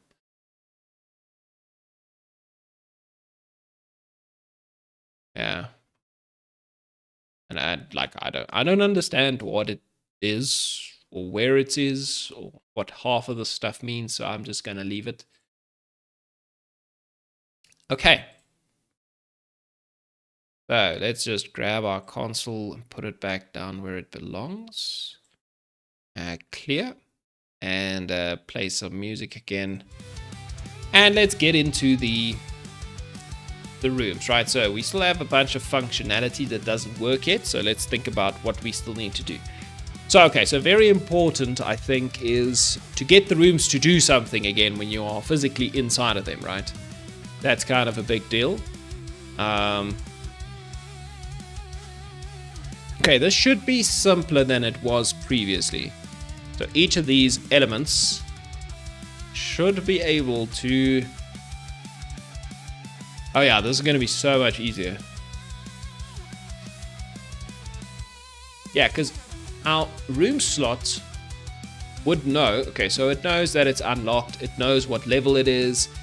It has an idea of the... it knows whether there is a character inside of it. So we could just make the room slot itself now, which, again, is what I should have done in the past. Instead of having a room over top of it, going through the slots, blah, blah, blah, we could just make the slot itself do something to the character. Right, so that's one thing we could do. We could do it like that, or we could do it the old-fashioned way, where we have a loop, and we loop through all the room slots, and we check if there's a character in it, and we do something with them, if there is a character inside. That might be more performant, in a way. So... yeah, maybe we do that instead. Let's just do a loop, because we have a list of the slots as well. We have it over here. We have a slot list. So we can quickly loop through them. No problem.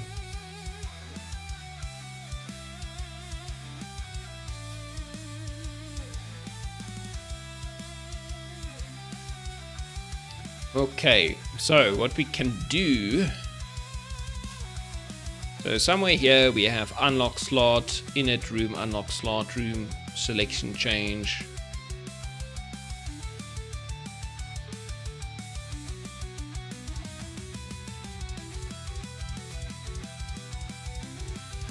Okay, so here's what I'm thinking.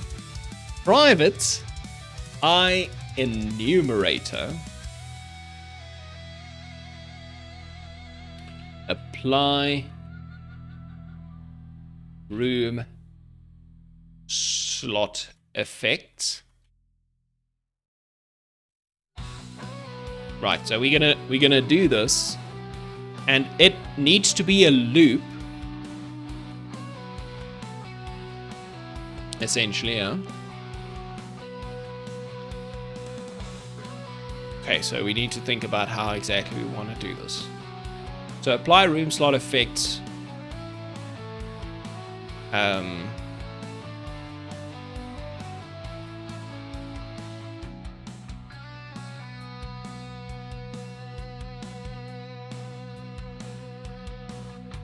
How am I gonna do?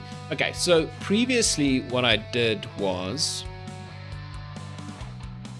where did I even do this? Was it in the level prep UI? Yeah, I feel like I'm doing too much stuff in UI.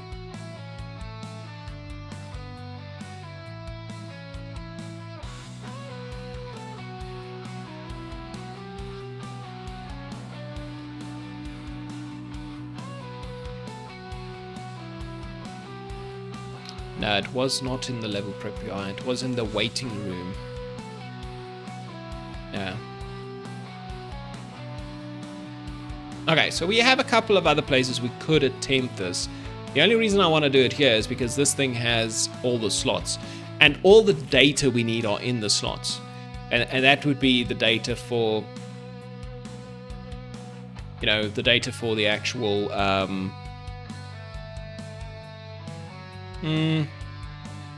the list of slots, and then inside the slot list there's a bunch of stuff as well. But if it's a list of slots I need, I could just grab the list of slots from here. Yeah, maybe we do a little bit of a separation here. Okay, so I'm gonna do it in here, so this is gonna be a terrible script, but what I might do in the future is when I've finished building everything, I might refactor it then and put them in separate files, because I might want to combine this with some of these other functions, and I don't want to think about that right now. I just want to think about the functionality, get it to work, and then I'll restructure it and put it in separate files to clean it up a little bit later. I think that's okay. Yeah, that's okay. So apply room slot effect. So we need a yield return new weight for seconds, right? Yeah, something like that. So we do something every 1 second, essentially. Okay. And this is going to be a little bit of a loop. While true, we do something, right? So every second we need to do something for our characters. And we might change this while loop. We just need to be careful about ending this. Okay. But anyway, what we effectively want is a for each heart seed room slot in slot list. Right, so we go through all the slots and we kind of want to try something. So first of all, we want to try and just see if there's something in the slot. So first, if slot dot is empty, so if the slot is empty, right, we just kind of want to continue.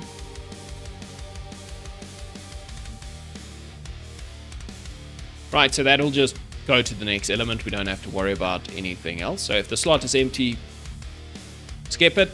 It's fine. Go look at something else.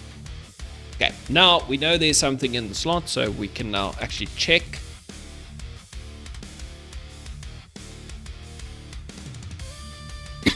So I think what I want to do is I want to make the slot apply effect actually in here. So I want to do public void apply slot effect.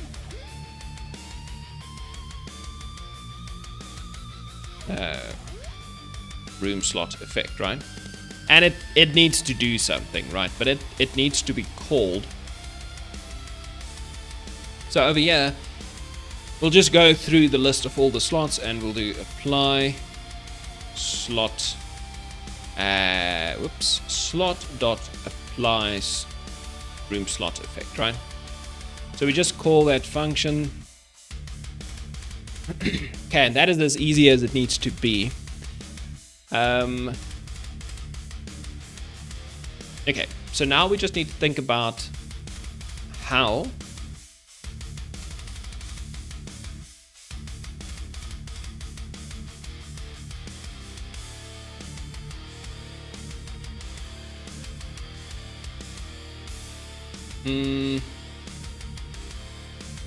okay, that's good enough for now. I think I have a lot of other things I want to do with this in the future, but for now the slot can just apply its effect, right? So in the slot itself, when it applies the effect, right, so let's go have a look at how the effects were applied previously. So this would have been something like in the exchangeable room. Yeah, we apply the room effect. So first of all, we needed to get our character data, character stat manager, and we need to do a couple of things. So yeah, here we did it very badly. We checked the type and all kinds of weird stuff. So let's read through this and see if we can figure out what the hell we did. So first of all, if the character was null, so essentially if there was nothing in the slot, we just return. That's fine. Character data. Okay, this is just grabbing what we need. That's fine. Exchangeable room type is a spa. So yeah, this is kind of where it got a bit weird, right? Because each room type... Ooh, okay. And this is going to get a little bit weird unless I get a way to work around this. But essentially, if it was a spa, we want the stamina to go up. And then if this... Then this is just checking if the stamina reaches the max, it needs to stop. And then here, we did the same with health. Okay, so that's specifically for a spa. Otherwise, we just check if we have enough stamina, and then we increase the stat by the amount. Okay, so we have two things we need to consider here. When we apply the room slot effect, we have what I've now called resources and stats. Okay, so something needs to change with your resources and something needs to change with your stats. And in some cases, we need to check whether we have enough resources before we could do anything. Right. So I feel like we can get a character data going here. And we can just say that is equal to the character dot... wait, what is our character? Ah. Okay, so that's how we get the character data.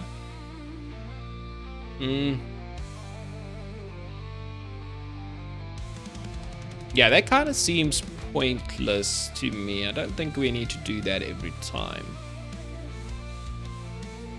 Yeah, so we get a character, that's okay. But I feel like we should do a public... What did we use the character... Oh, we needed to get the stat total. Okay.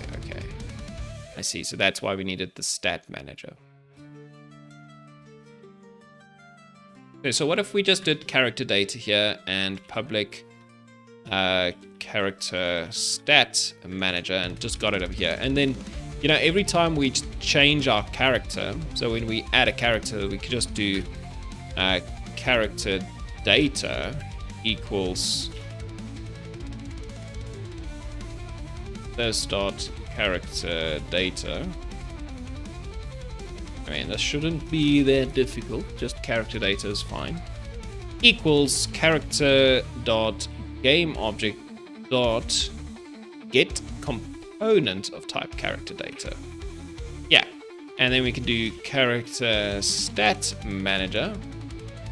Not like that.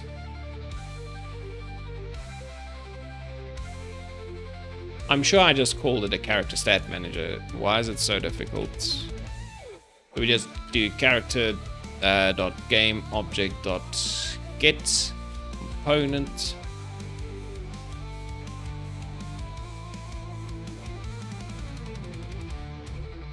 Righto, just like that. So we don't have to get it every time we do a slot effect.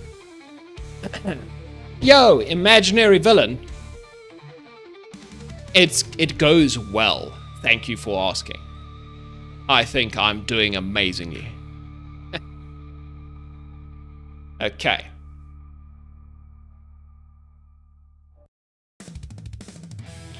Alright, so now we need to apply the room slot effect. Now, this is where it gets a bit funny, right? How are you doing, by the way? Is your schedule working a little bit better for you these days? Okay, so let's see. What did I do with my scriptable objects?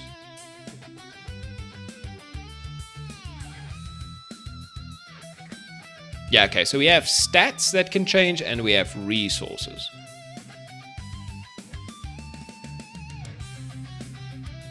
Okay, so we need to check a few things. So if I open an actual scriptable object, right? So let's look at the blacksmith as an example.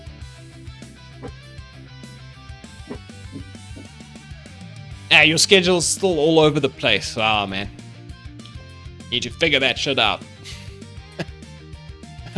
Listen to me, as if it's that easy.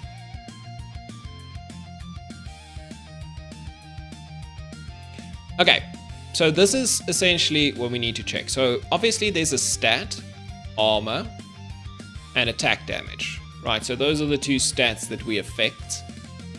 And then the resource costs would be stamina and nothing and nothing. Okay, so that's kind of what we need to do. So there's always a potential for 3 stats and 3 resource costs.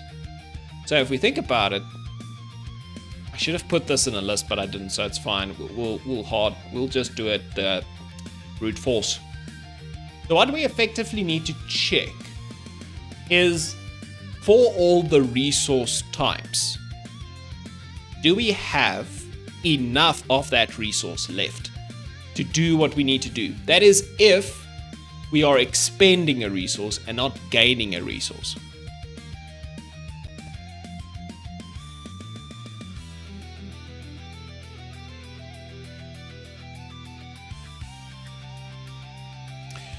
You were considering doing morning streams? I can imagine that. If you've been doing night streams, changing to mornings probably means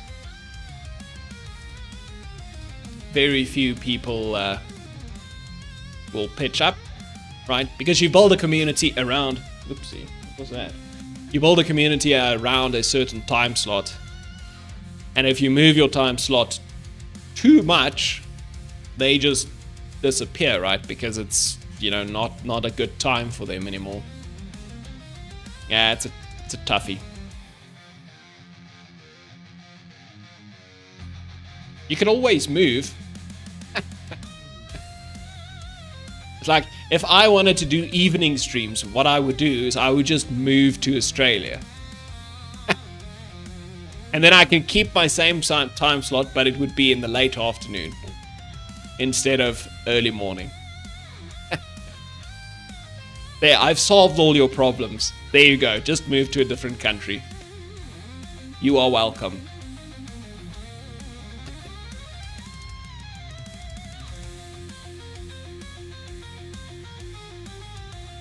Well, I don't know where you are. You are from... Are you from the US?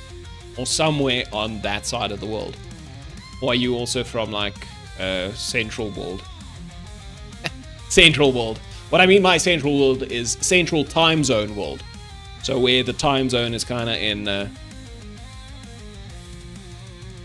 you know, the GMT 0 to 3. Oh, in California. Okay, but that won't work. Because I think the time in California and Australia might be more similar than you think.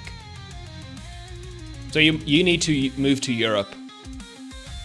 That's what you need to do.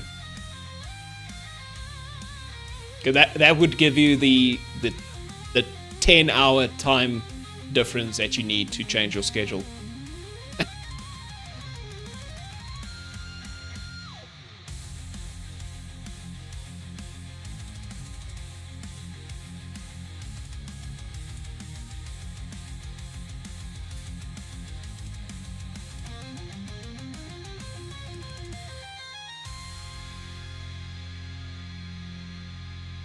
p.m. to 6 a.m. What? When do you sleep? Sleep's important.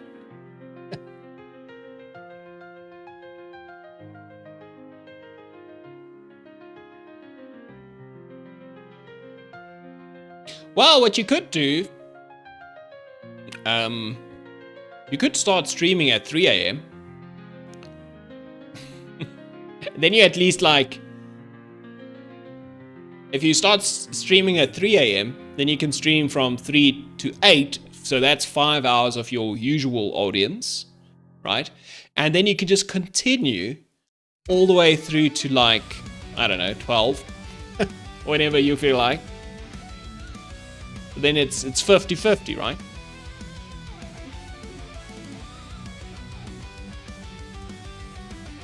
What is sleep? Yo. Sleep is how you stay alive. Okay, I was thinking about something just now. So I think in my character data, I've defined a new thing called a resource. But I should have a way to get a resource.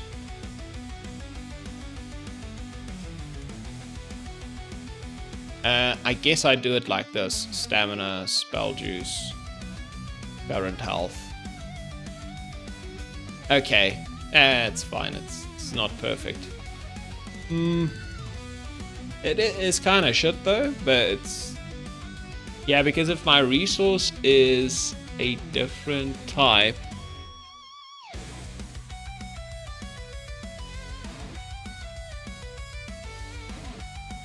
Okay, I'm gonna do public float get resource value.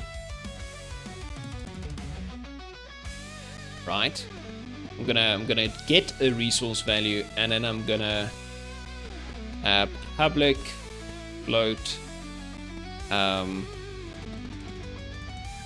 change, or what do I change resource value by amount. This is me bootstrapping stuff in here now. What? Public float? No, public void. No, this one should be a float. Yeah, no. We are getting a resource, and this one should be void.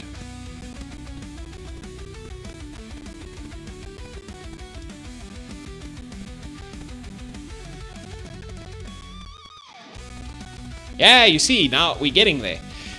You get a lot of Europeans joining in around the last couple of hours. Yeah, so if you just continued streaming, you'd be fine.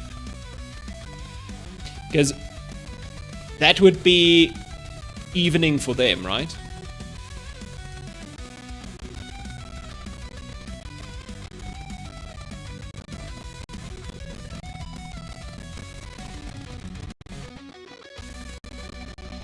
Yeah, but I mean, you don't have to start... Why start at 8 a.m. when you can start at 3 a.m.?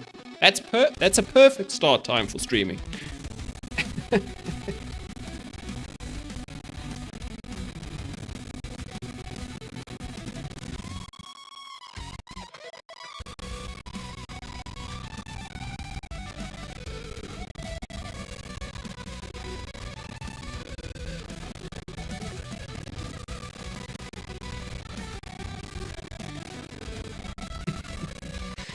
That's an interesting predicament you have. I don't know how many people sleep in my streams. Probably a few.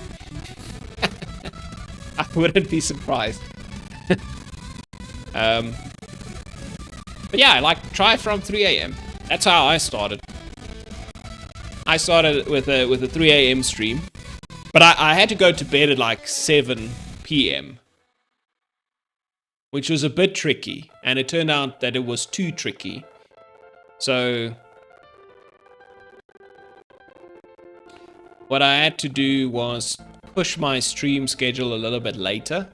The reason it's tricky is because I have a toddler, and his routine is just like set in stone. Like, good luck getting him to get to bed earlier or later or whatever. It's like he gets to bed when he gets to bed.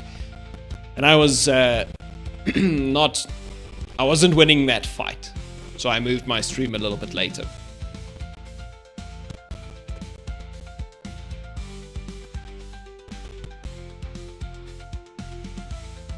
Oh, you work in the afternoon. Ooh, okay, that's a funny one. This guy is sleeping? Yes, I know. He sleeps. Well, no, you don't sleep. I've like seen you on Discord. I think when it's like 12 in the afternoon here, and it's like 1 a.m. in New Zealand. It's like, oh, this guy's still on Discord. What is he doing? He's playing Terraria or something.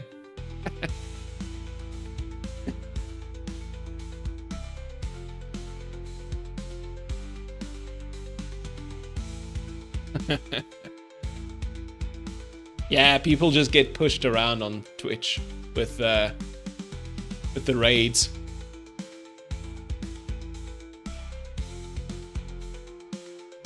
I mean, it's fine. I feel like there's more people watching me, so I get more done.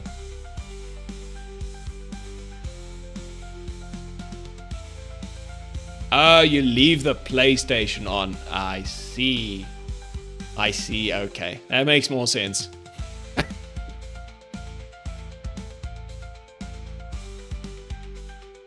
you have Discord on your PlayStation then? I didn't even know that was a thing.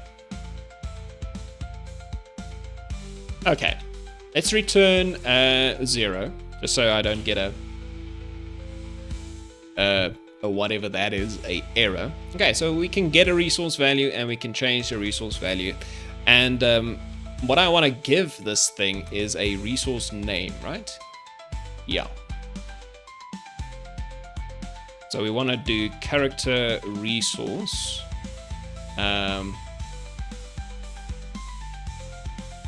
Name.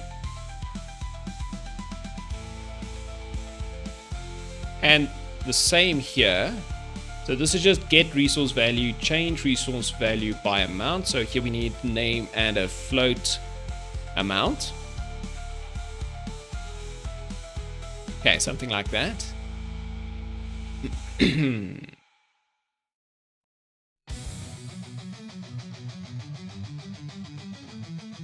Okay, now I need to do a switch statement. Okay, fine. Switch case. Resource name. Boom. Okay, case. How do I do this again? Default. So case something colon. Oh, okay. Okay, case character resource dot health colon return current health.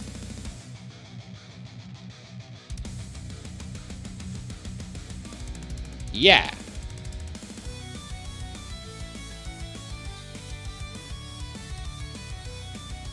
Yeah, that's true.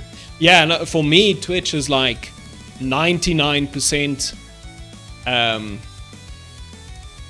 accountability. It's like I have very, very little hope that streaming is going to become a source of income, right? So I do it because it's kind of nice to have people to talk to that actually appreciate game development. So that's cool. I like that aspect. And it keeps me honest, right? It keeps me motivated. It keeps me actually working most of the time. Because I've done it before where I just get up super early, right? And I work, and then somehow I end up in a YouTube rabbit hole at, 4 a.m. Which is not a good place to be at 4 a.m. Like, there are better places. I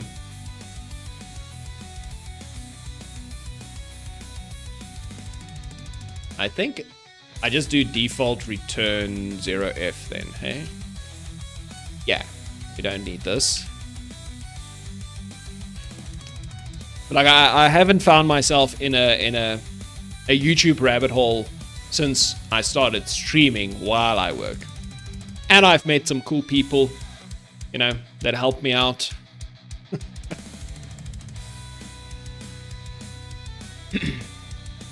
Made a few friends, I would like to believe.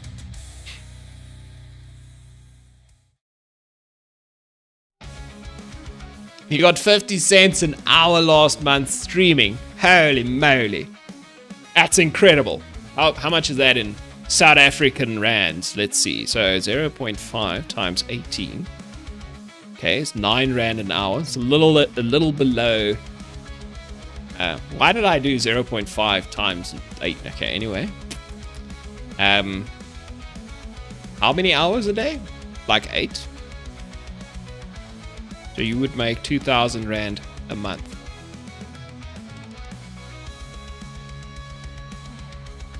That is not a lot of money.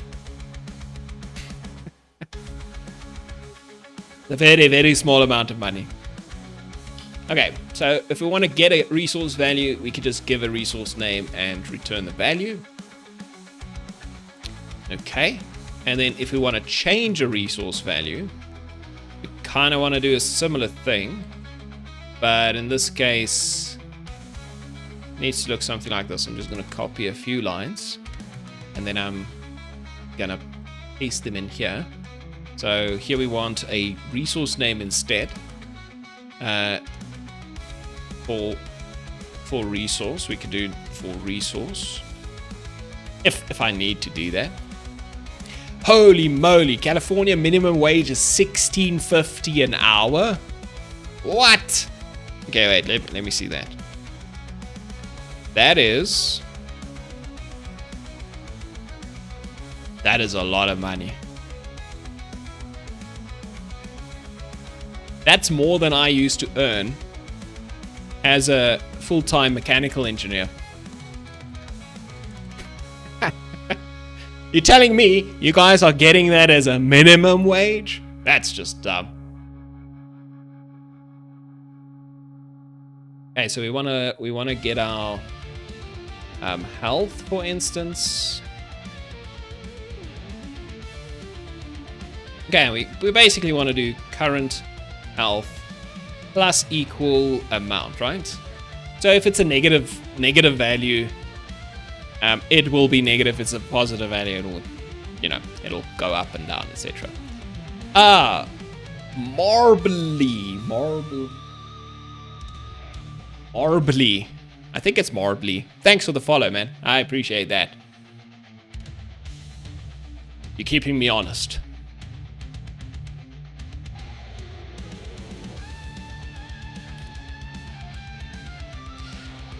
You find out that fast food workers enforce minimum wage of 20 per hour. Damn. 20 per hour, that's ridiculous. Well, I guess it's also about purchasing power. It's not just money. I have looked at, there are some cool websites where you can look at your purchasing power and stuff like that. I think in South Africa, even though things are cheaper, if you look at the average salary of a person here and you compare it to the average cost of living, we actually have quite a low purchasing power relative to some other places in the world. I think I recently checked out Australia, and in comparison to some cities in Australia, we don't do very well. And that's because, in the purchasing power calculation, there's a lot of luxury things or big purchases like cars and electronics and stuff like that, or internet, and even our electricity is quite expensive, and that kind of screws us over. If it's just food, it's fine. We can afford food. We just can't afford new cars. Okay, amount.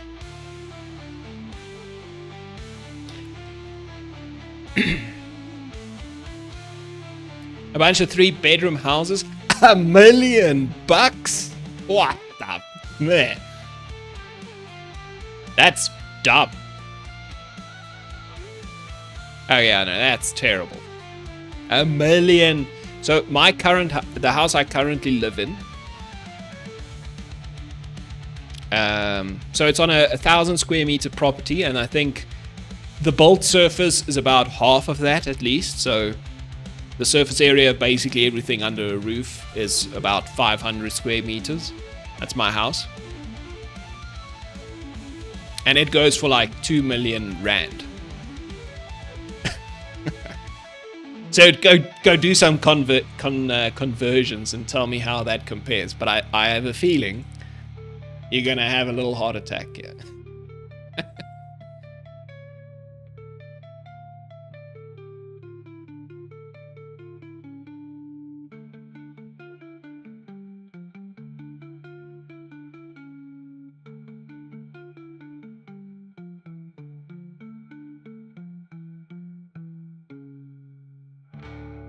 Okay.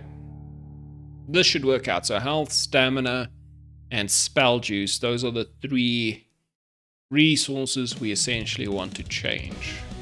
And now we can just do it with these. Wow. I took very long. $113,000, eh? And oh, and I have a pool as well, which I'm kind of bummed about. I don't like having a pool, but you know, I'm sure my kids are going to appreciate having a pool one day.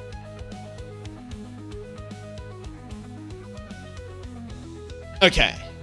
Okay, cool. So we got our character data now sorted. So we can now just request values with a resource name.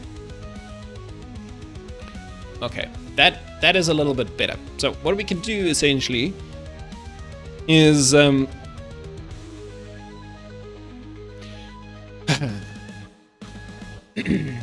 we can take our slot SO and then we can do something like resource 1, right?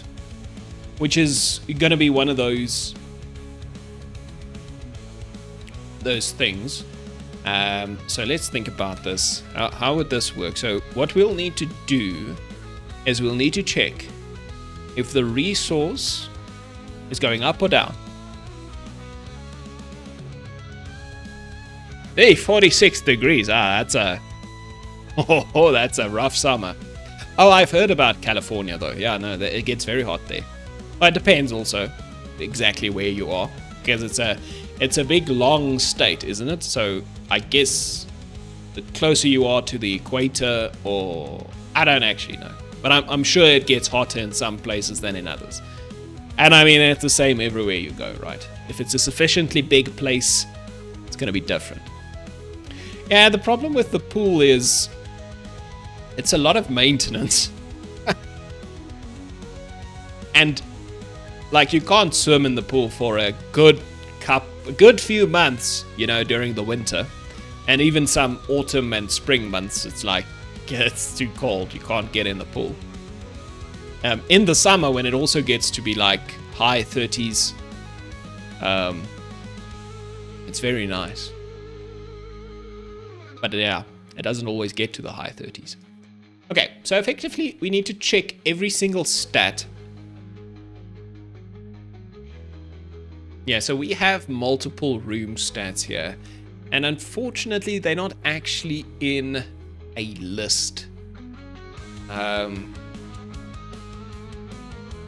Yeah, the slot SO don't really give us nice lists. It would be kind of better if I could make a nice list here. Maybe I can have the slot just when you add the scriptable object, just grab the data and put it in a nicer to use format. And then I can, like a nice dictionary instead. So I don't have to keep grabbing stuff from the slot SO like that. Yeah, I kind of like that idea. I might even do it in the slot itself. It's mostly... Oh, okay. Okay, so there's a lot of mountainous areas.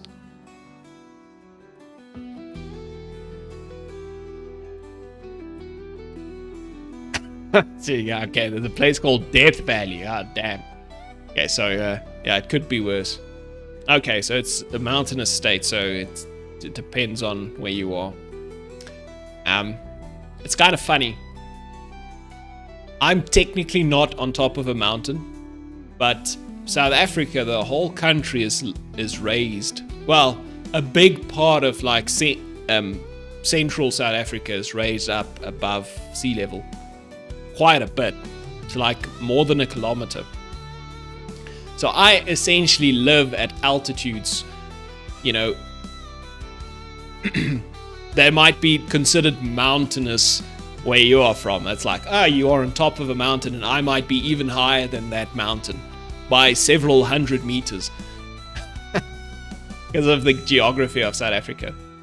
It's an interesting place.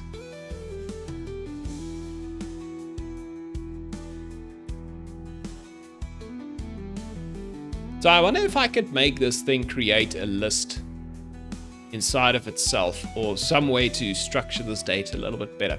The only reason I did it this way is, you know what? I think the slot can do this. I think that will make sense. So we'll have like I think a dictionary.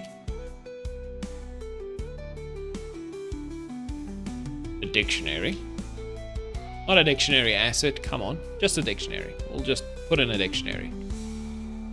Why is it not? Oh, I don't have generics in here. Okay. Why do I have more mountains feedback? I don't want that. Go away. Okay, so we need to get a dictionary, and we'll have a couple of dictionaries. So I think we'll have a stat so stat name dictionary,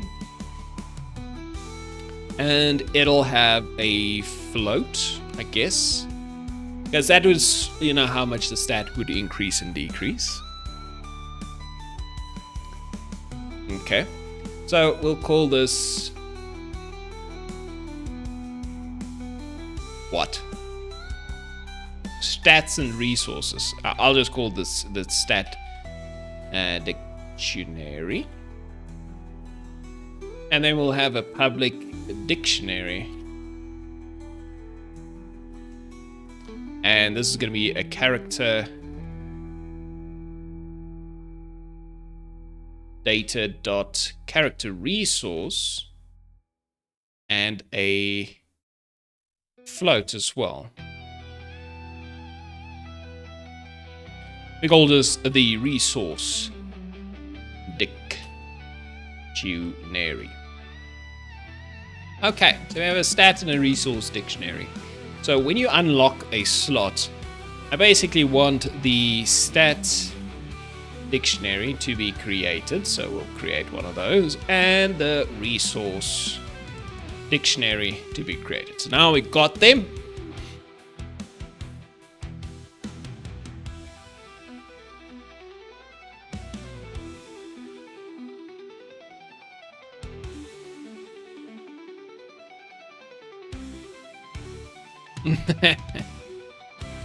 Okay, 3,000. I actually wonder what is the. Let's see, Johannesburg. I remember it's high, but I never remember. 1,750. Okay, there you go. I live at 5,700 feet above sea level. If the feet means more to you, they might mean more to you. So whenever I go to the coast, I get superpowers. Because my blood becomes more oxygenated, because there's more oxygen the lower down you go because of the higher atmospheric pressure, right? And everything just becomes better. I become superhuman. And then you climb, you get used to it, and then you're just back to your old self within like a day.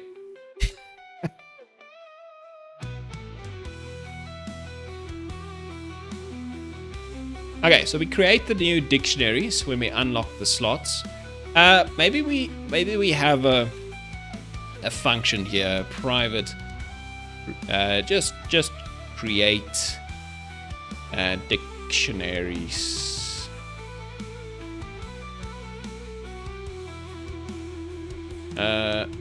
Init stat resource. Dictionaries. I think that should be fine. Private as is a void. Yeah, let's do that. So then we can do this.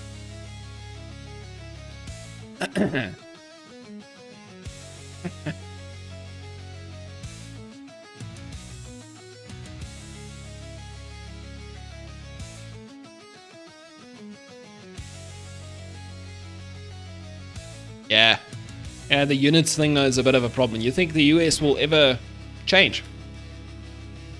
Yeah, I'll become elevation man. Low elevation man. But it's a real thing. Because I know a lot of the I think it's West African countries. They also have very high elevations. I think Ethiopia specifically. And if you train at high elevations and then you go compete at low elevation, you just become a monster. And this is why they are some of the best, long distance, like marathon running athletes.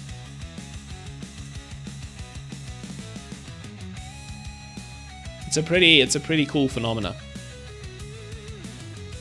I also know, like, we had a rugby match this weekend and we lost, unfortunately. But anyway, it was against Australia, and I know when the Australians, they come over and they play in like Johannesburg, because they played in Johannesburg.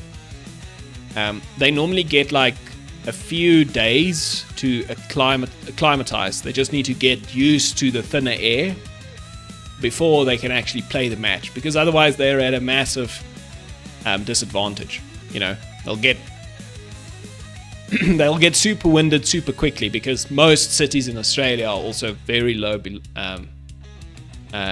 in terms of elevation. Interesting thing. Okay, what the hell am I doing here? I'm trying to create a stat and a resource dictionary. So let's think about this. We essentially need to grab every single stat and add them to this dictionary. So we're gonna do stat dictionary.add. Okay, we need to get a stat name and a value. So what we'll do is stat SO. No. Slot SO dot stat1. Oh, wait a minute. These values have multiple values in them based on the level. Oh, damn it. Okay. So we need a list of values instead. So it's going to be a stat name and a list of floats. And this one's going to be the same. It needs to be a list of floats.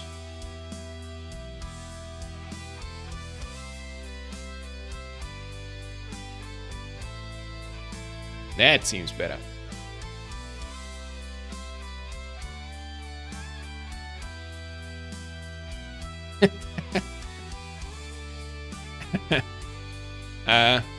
Well, I don't know how big the benefit might be over-exaggerated or overstated, but the drawback definitely isn't, right? You will get a benefit, but I think you acclimatize to the benefit very quickly.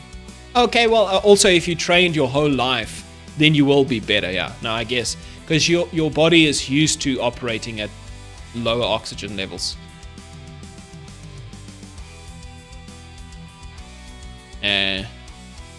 Dot. So we basically need to do this a couple of times, right? So we grab the stat dictionary and we get stats 1, 2, and 3, and stat 1, 2, and 3 values. It's not so bad. Then we can get the resource dictionary dot add, and we need to get slot so dot resource 1 and resource 1 values, because they are already lists. And then we just need to do that. 1, 2, and 3. 1, 2, and 3. So now at least we got the resources, and we can just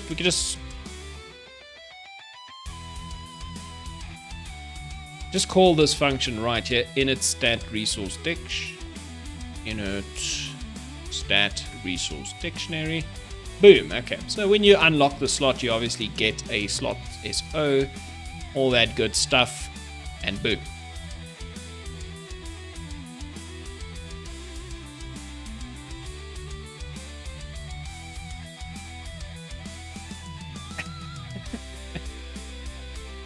You reckon you can take on a wait, are you gonna fight him, or are you gonna make him fight in the UFC? I don't know how good you are at fighting, but probably not UFC level. If you are, it's impressive. Most people are not.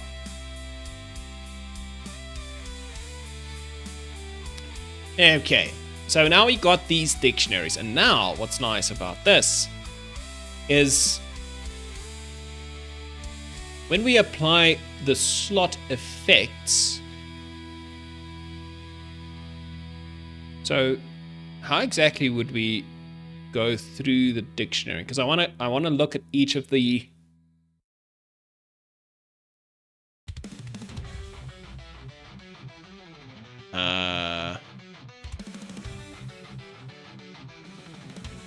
well, there's always going to be 3 stats, so I could just do for int I less than 3, right? I plus plus, that should be fine, because I know there's always 3 of each.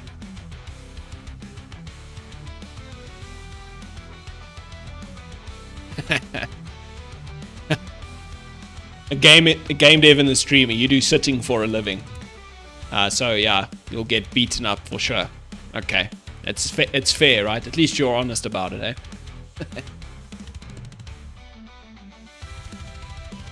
Just use one of your American guns in the UFC.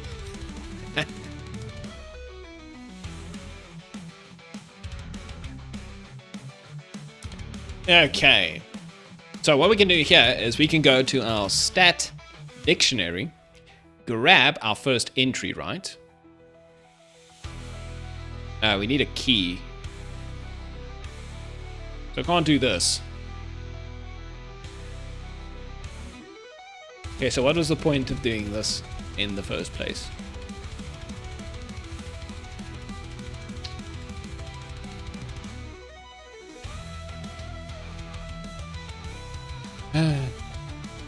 Get value. I can't remember. Try get value.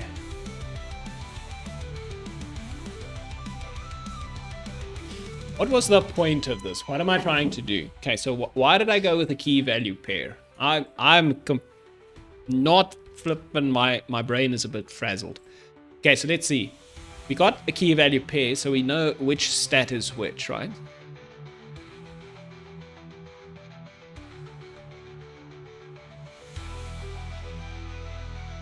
So this is a stat and this is a resource. Oh, wait. Okay, so the first thing I want to do, actually, I want to check every single one of these resources.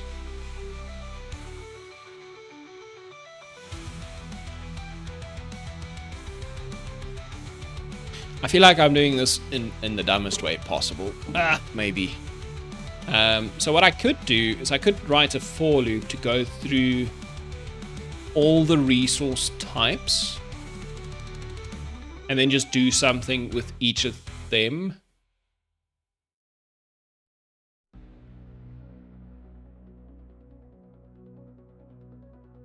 I guess. Okay, so let's see. For each character data dot character resource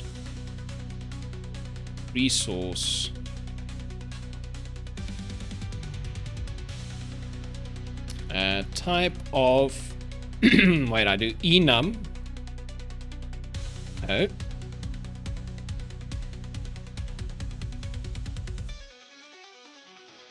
Enum type of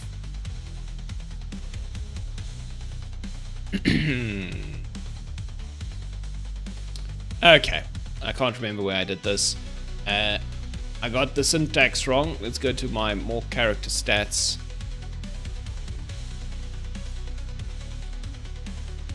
I don't think I need to be looping here, but I'm gonna be looping for some reason.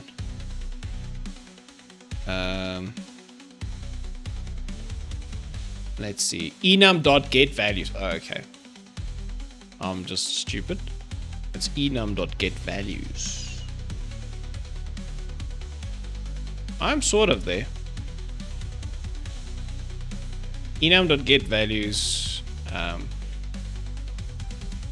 character resource.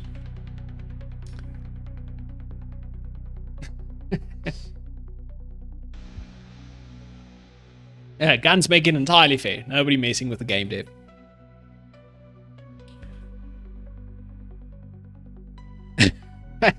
They'll just tank the shot. Yeah,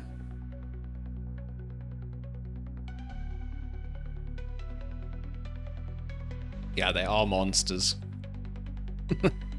They are monstrously big humans. Well, they're not big, they're just scary. Well, some of them can be big, but from what I've seen, they're not big. But they are specialized. Okay, so here's a question. Why am I doing this? What is the point? So do I have to loop through each resource?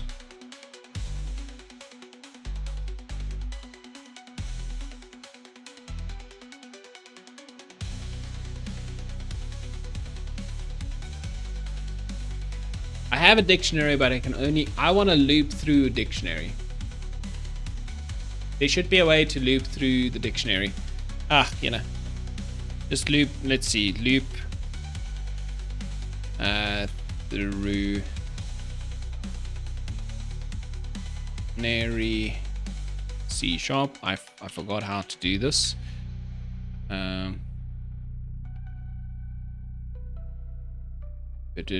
For each item in dictionary.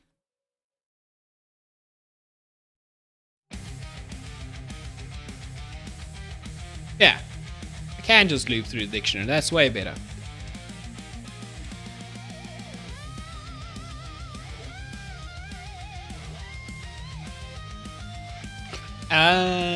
Okay, I see. We can either do keys or just the... So var item, I could do var item in like resource dictionary. Okay, I figured it out. Now what is that? What is this actually going to be? It's going to be a key value pair. Okay, that's fine. Okay, so we go through the resource dictionary. I like this.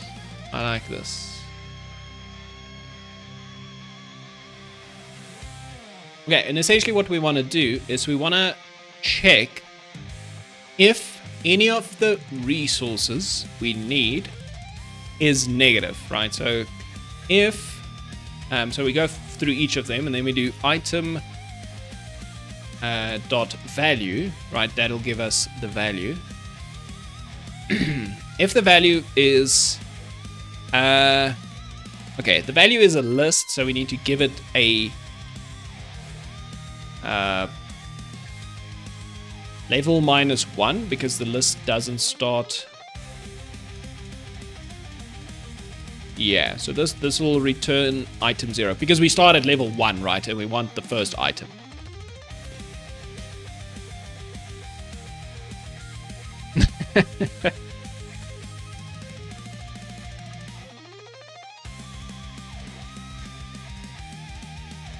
Yeah, okay.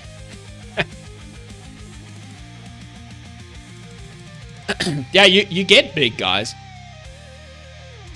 But I don't know, the most famous ones I know of, right? The super famous UFC fighters. They don't fight in those big brackets, right? They fight in the lower weight brackets. If they even have weight brackets, I'm not even sure. Okay. Okay, so we want to check the value. And we want to ask, look, if this value is less than 0, meaning it's the type of thing that spends a resource. Right? So we're going to try and spend a resource. Then we want to check first if we can spend the resource, right? So this is specifically the case with stamina.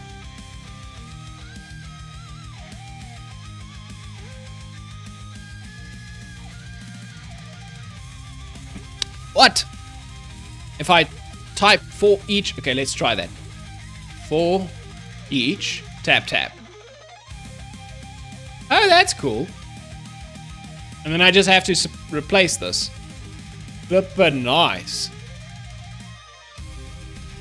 I did not realize. And a collection, a dictionary or a list or any type of thing is a collection technically. Okay. I don't typically use var. I don't know why. I just don't. But this is kind of useful, isn't it? Let's see. If I do for tab.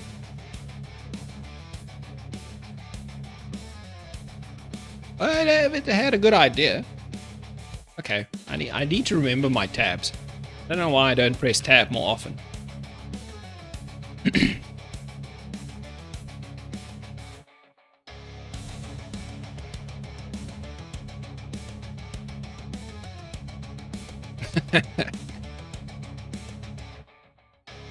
Game dev, caffeine, and monitor radiation are all negative constitution modifiers.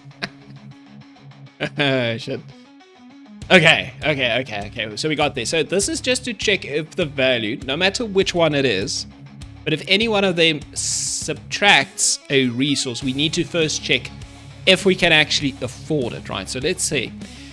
What we'll do here is we'll check. So if a value is less than 0, which means we're going to spend a resource, we need to check if we have enough of that resource. So if... How do I want to do this?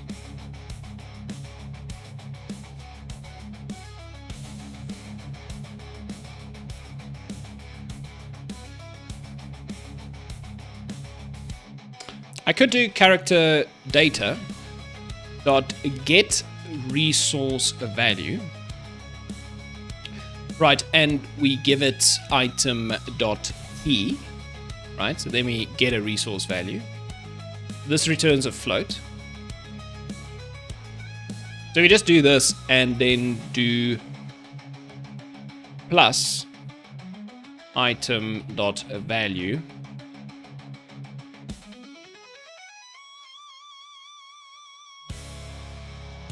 Right, we can add them together.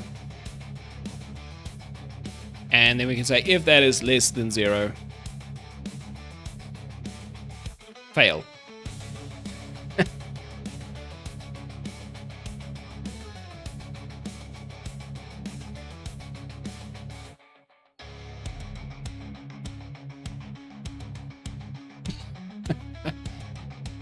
Yeah, I think C# is just the and JavaScript in C#. I don't know. I think Java and C# might be very similar.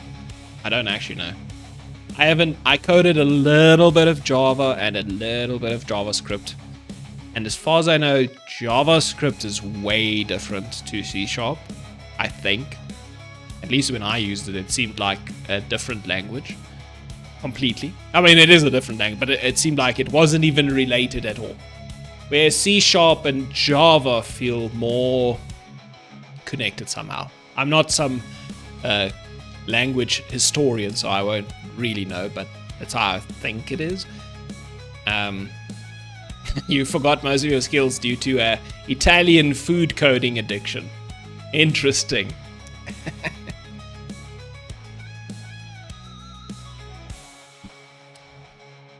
Is that the blueprints, or what is that called in Unreal? Where you just draw the little lines. Your spaghetti code. Okay, so if the character get resource plus our value is less than 0, then we fail. So we say that, look, we can't do anything anymore. This we just don't have enough. Not enough resources. So we just do return here. Yeah, actually, if we don't have enough resources, we cannot apply the room effect at all. We just return out of this whole ass function.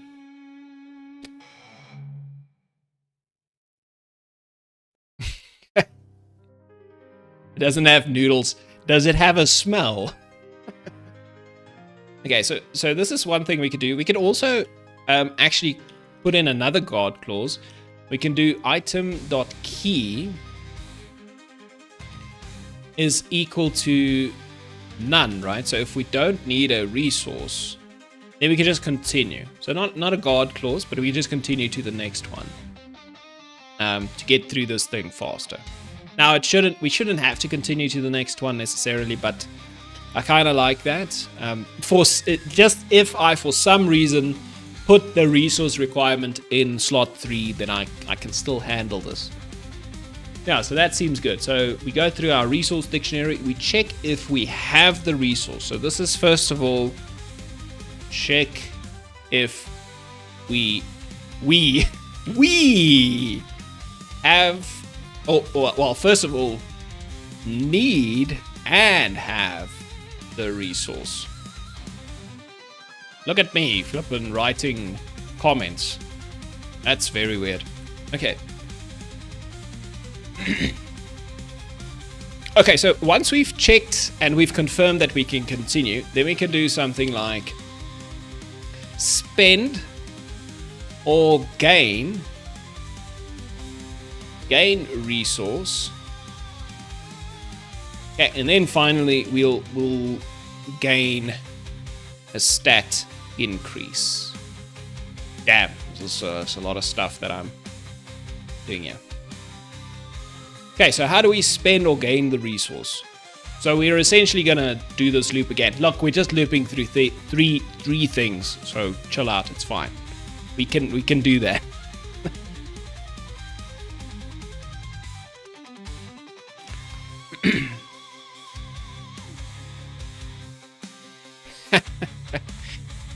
Unreal 6 or 7 will have smells if you can have a 5000 series new. A 5000, you reckon? I don't think so. I think when smell comes out, we're gonna have to do something else. I think you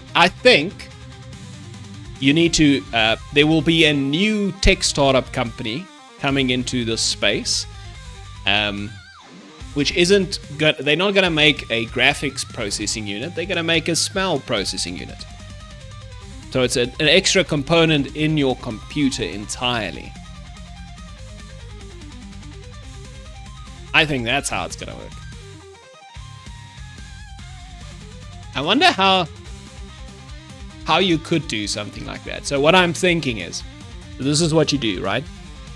So you buy like little bottles of scents, right? Smell of your computer burning up. Gavarian. Yes, exactly. But now, let's think about this. So imagine a computer component, right? It's basically a hot plate. And then you have like 40 different scent bottles. And they drip onto the hot plate. And then that obviously vaporizes the liquid that dripped. And it disperses into the room, causing a smell. And certain combinations of drops will kind of, mix and create different types of smells.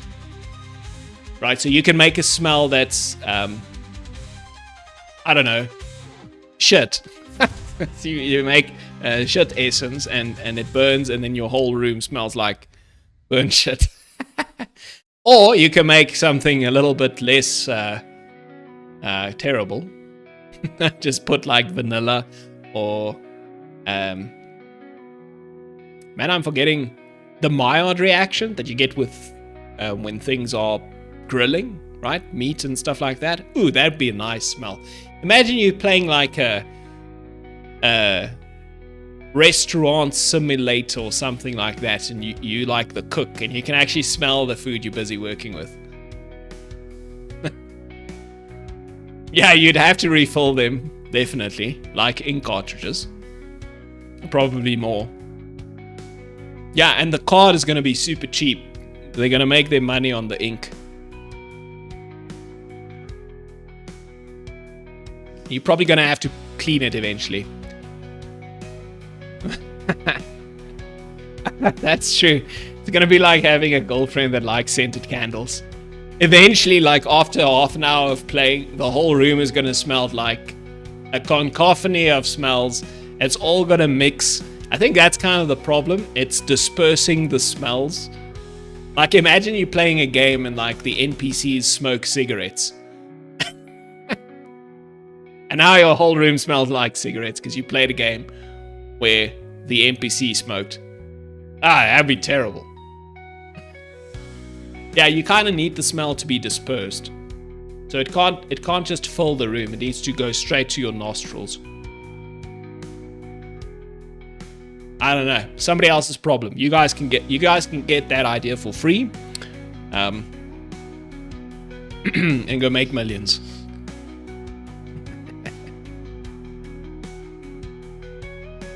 Yeah, a headset for your nose. Yeah, just like tubes that you run straight up your nostrils. Maybe just one nostril. The other one's used for breathing. Something like that. Oh, geez. Then we probably do need to, because if you think about vaporizing or burning that stuff, it's going to be like smoking a cigarette or vaping. It's probably going to be damaging your sinuses or your lungs or something. Okay, bad idea. Okay, so spend or gain resources. This is essentially going to be the same thing. So first we need to check if it's none, then we don't worry about it. We don't care if the value is negative. I might actually just be able to combine these. Or no, I want to check if we need and have the appropriate resource before I start spending or gaining resources. Yeah, so this is a check. Yeah, it's fine. We can check and then we can get out, or we can check and then continue. Okay, so let's see.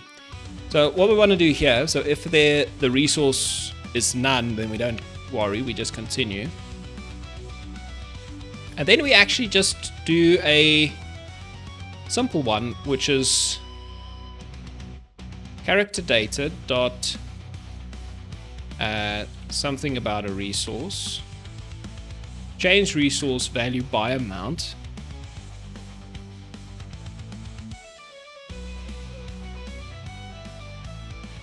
And then we need item dot value.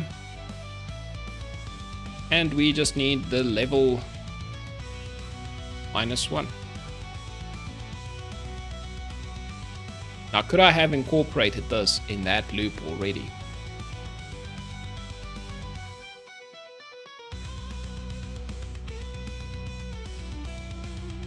I might have been able to.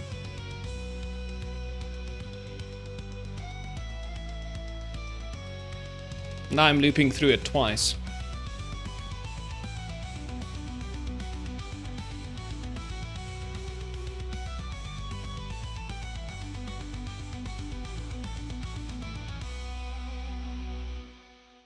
Oh yeah, we can just use Neuralink for that. Okay. Oh, that's a good idea. Yeah, you just have a long probe and it like shocks your brain to simulate a smell. Okay, so let's think about this. What I'm worried about is it might try to apply the room effect. Because I'm thinking about this now. I don't have a room that does this currently, but I might have a room that does this in the future. That spends a resource and gains another resource. But it can only gain a resource if it can spend a resource. So I'm kind of worried that based on the ordering it does this stuff in, it might gain the resource first and then try to spend it and realize, oh wait, I couldn't. So, you know what, I'm just going to leave it like this for now. These are literally 3-element dictionaries. It's going to be super fast to get through. Okay.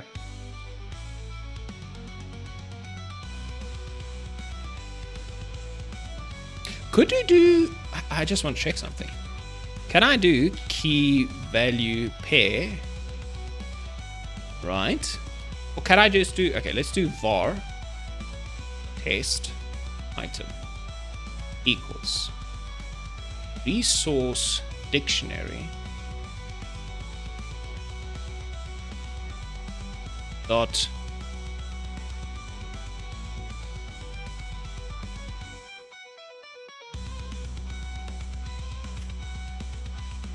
could I just give it a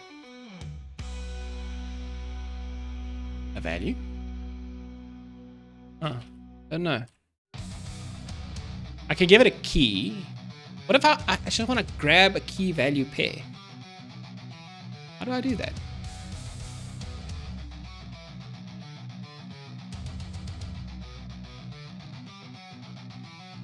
I don't know if this is a thing.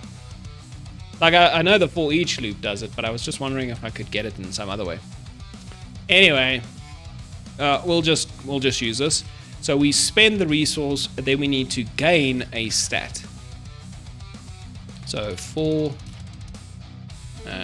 each, okay, bar stat in,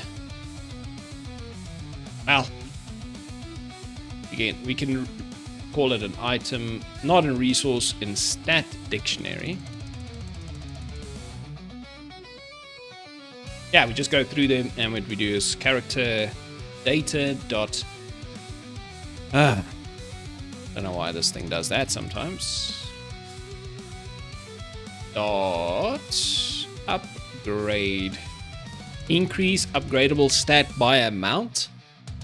Yeah, we're not gonna decrease that, so let's just increase the upgradable stat by amount, and we need to give it item dot key and item dot value. Level -1. Yeah, that's literally it. That's all we need to do. Wow. Does that mean my rooms are gonna work again? This would be crazy. So apply room slot effect. Yeah, I think I built a thing. I think I built a thing that might work. So let's see whether we call this.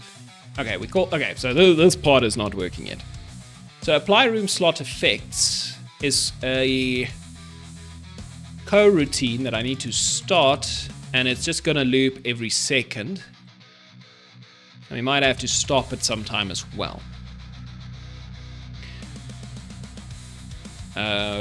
Yeah, I actually think I wanna yield return at the end of the loop. So when we start, we give them all their thing, and then we wait for a second, and then we give everything another juice.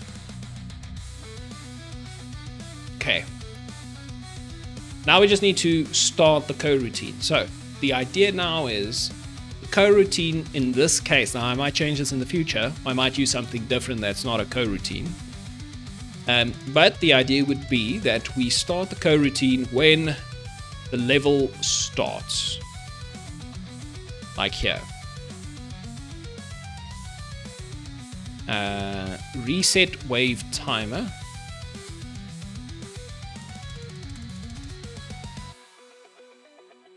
Okay.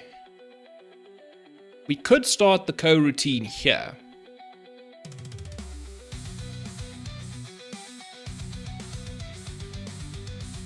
Yeah.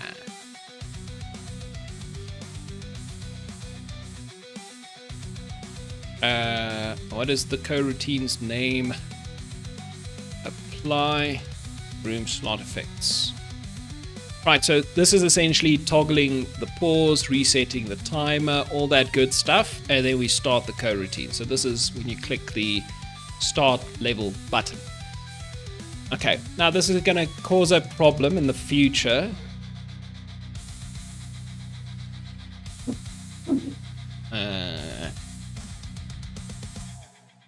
Especially when you have to select a character to take over, right? That whole thing is going to break.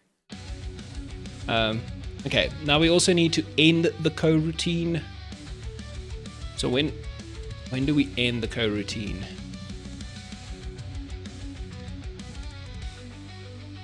I want to say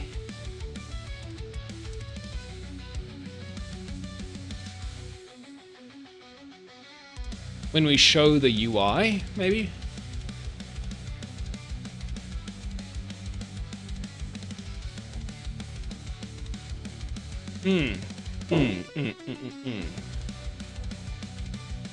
Yeah, so when I show the UI, we can do if game manager dot instance dot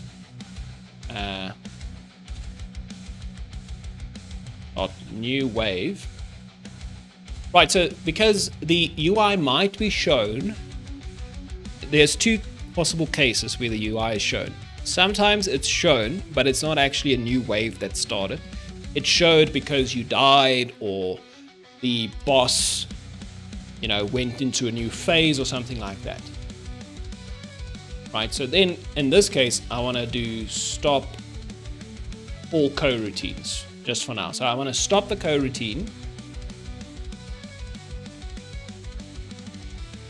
whenever I show this UI and it was actually a new wave. And then I want to start that specific coroutine again as soon as I click the button.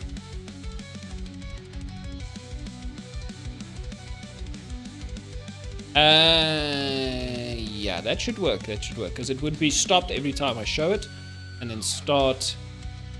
Ooh, wait. Might not stop every time I show it.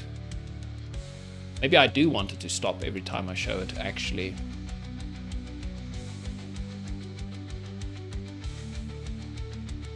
And then start again. The only thing is this wait for seconds thing might be a problem. You might get slightly more benefits than you expect by like one tick. There might be an extra tick in here somewhere if I'm not careful. But you know what? I think that's fine. I can think about this. It's okay. So let's just stop all the coroutines for now. I don't know what I did there. Okay, let's stop all the coroutines when I need to stop it. We apply the room effects. So we're going to call this function. It should do something. Now, it's very possible that it's just going to break. So this is now getting called every tick for every single slot that I have, if the slot is unlocked. Right, and I check for the slot being unlocked over here, I think. Ah, damn, I really need to break this up.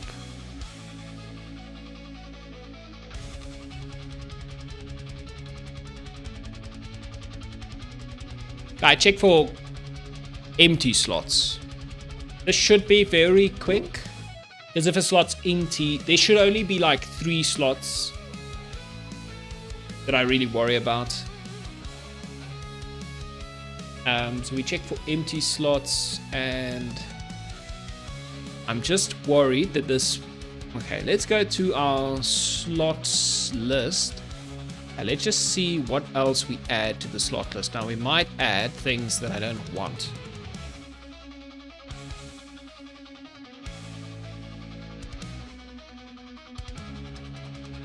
Yeah, so this is one of the things I don't necessarily want. So the first element of the slot list is your next level slot.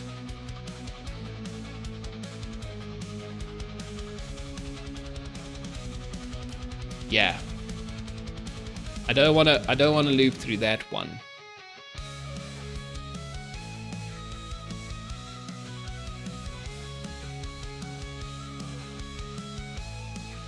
Can I skip that one? Maybe I should just do this and start at element 1 instead. That might be okay.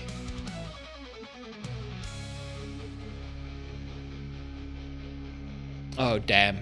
Like, I can't find my... Yeah. Maybe instead of a for each, we just do a for loop.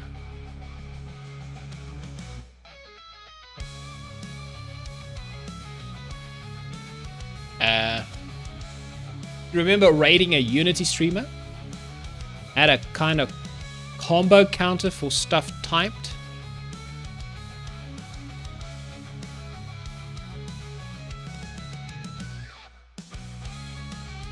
Oh, really? Oh, that's pretty cool. So he made a little mini game out of his code. essentially.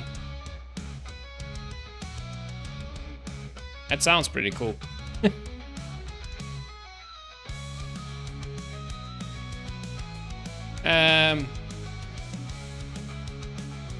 So we basically want to do that. But now we just start at element 1.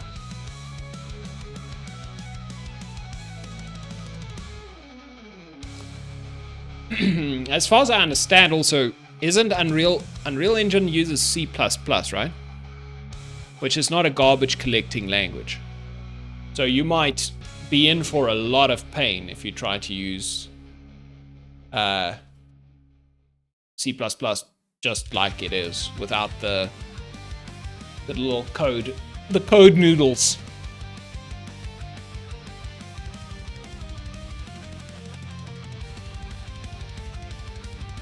Okay, I think I think this is gonna be fine. So we stop all coroutines now. It obviously is gonna check if there is a coroutine, and probably there won't be, so it's just gonna ignore it. So that should be okay.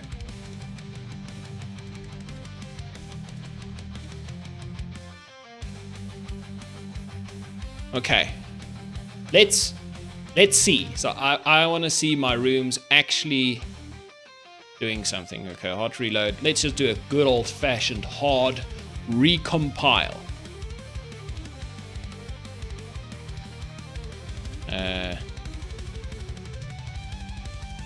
Hot seed room slot. Yeah, this thing. Don't think I have errors.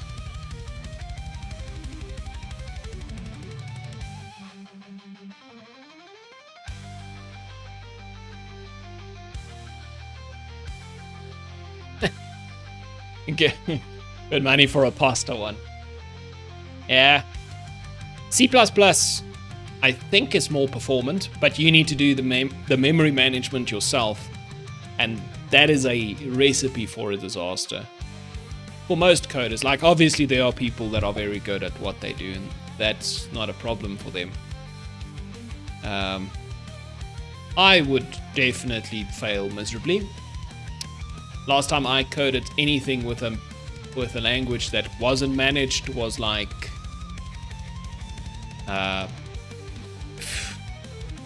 probably 10 years ago, when I was learning C.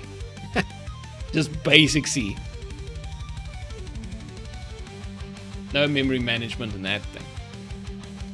Okay, this was at 820. Okay, no, it's been a while. I think we're fine. Fine, let's play. Let's see if our things work. Oh, I do hope it works.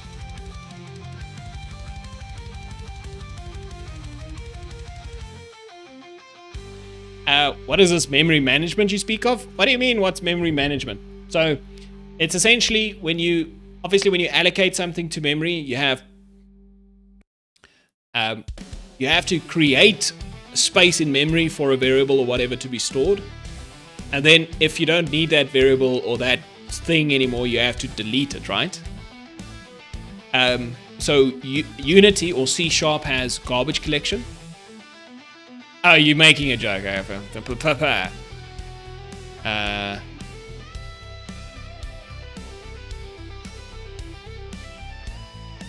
Okay, it seems like it created this thing and the key was none. Oh, damn, I didn't think about this. I could have multiple none keys. Okay, that's a problem.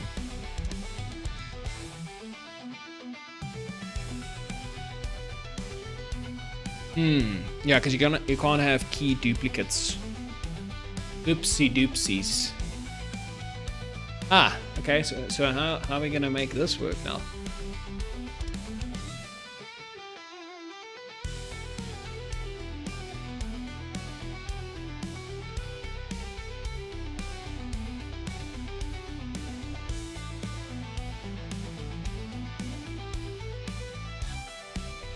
So I guess if it's none, we just shouldn't add it, right? So I should do something like this. If slot dot stat 2 is equal to, is not equal to none.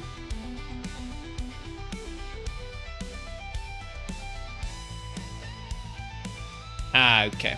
I'm essentially going to do this type of thing. What am I doing? I need to check first if the stat is none. If it's not equal to none, then we do something with it.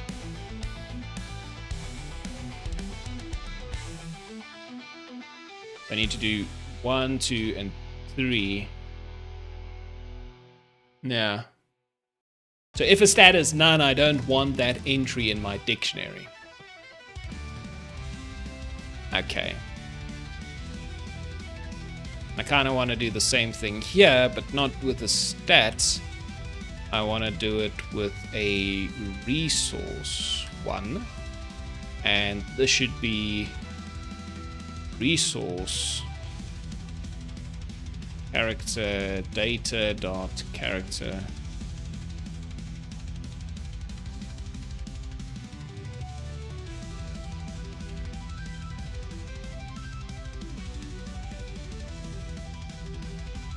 That's kind of unfortunate, but okay, fine. So if we don't have a specific resource or stat, we just skip that line. There might be a more elegant way to do this, but you know.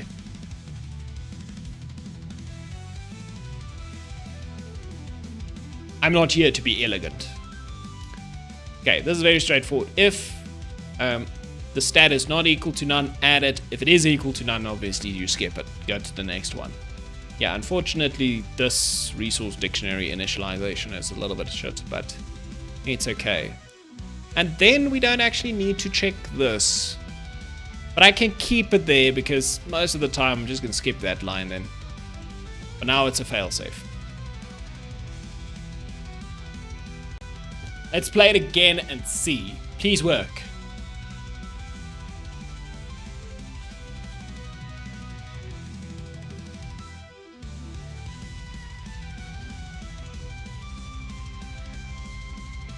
Okay. Null reference exception error.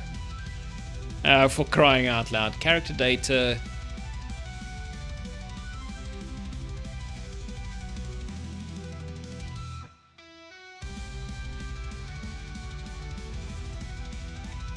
Wait, what? Okay, let's see. So we started the hard seed. Initialize characters.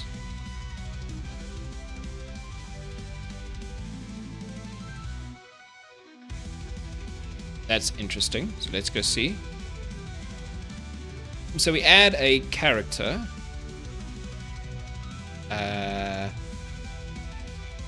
Oh, we haven't set the game object yet at this point.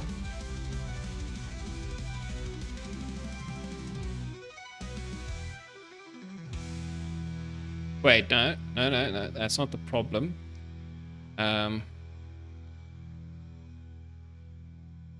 No, that is the problem. Yeah, okay.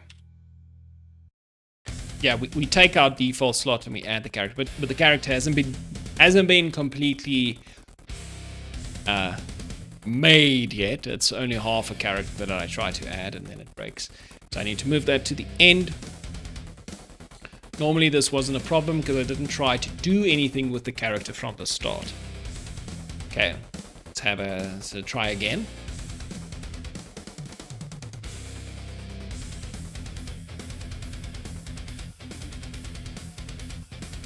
No errors.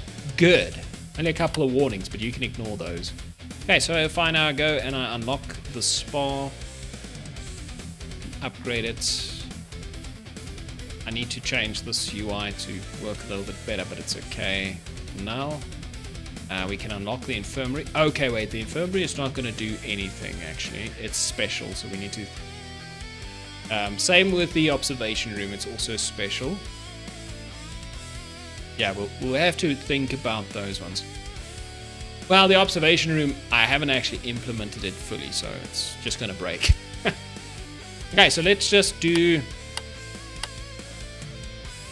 chicken goes to blacksmith. Owl can go to the gym. Let's do a cardio section for the gym as well. Let's put the duck over there. Okay, so the chicken is going to increase his damage and armor. The owl should increase his maximum health. And the duck should increase his stamina.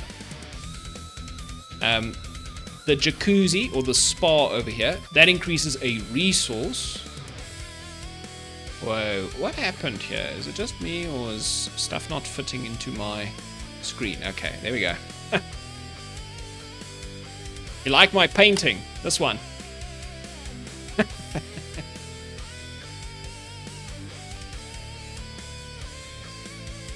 It's a pretty buff. It's a buff chicken. What are you talking about? It's for motivation.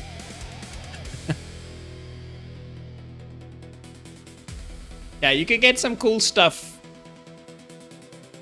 I think my wife generated this using AI. I don't even know what she used.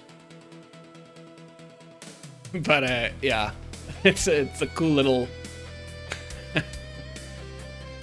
Anyway, so let's play. Okay, so we already have a problem here. Null reference exception error. Character data change resource value by amount.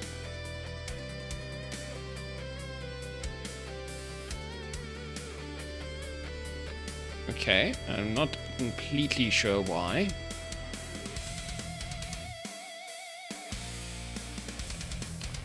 Okay, so the coroutine was started. Object reference not set as an instance of an object.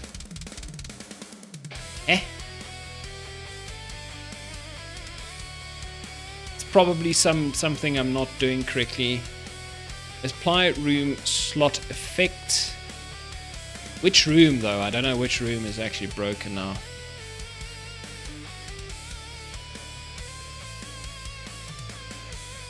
Okay. So the slot wasn't empty, so it's a filled slot. So we did slot.apply room slot effects. And then right character data change resource value by amount. So the character data should be there.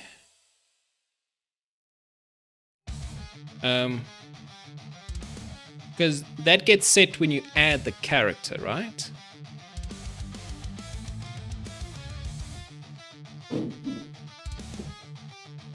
Character data should not be null.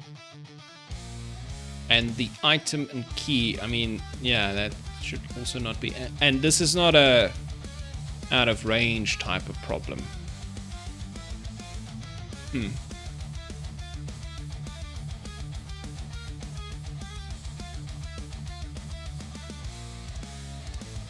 Interesting. Okay, I'm not sure. Okay, let's just play this round and we'll go see.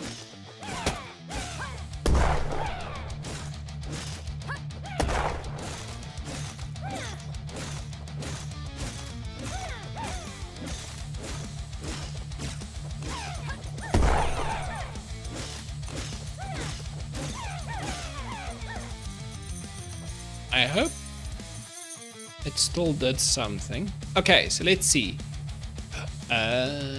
Maybe it was.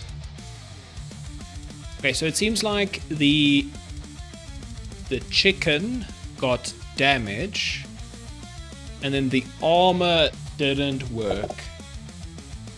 Is that what I'm seeing here? Okay, and his damage actually didn't really work either because it only got increased to 10.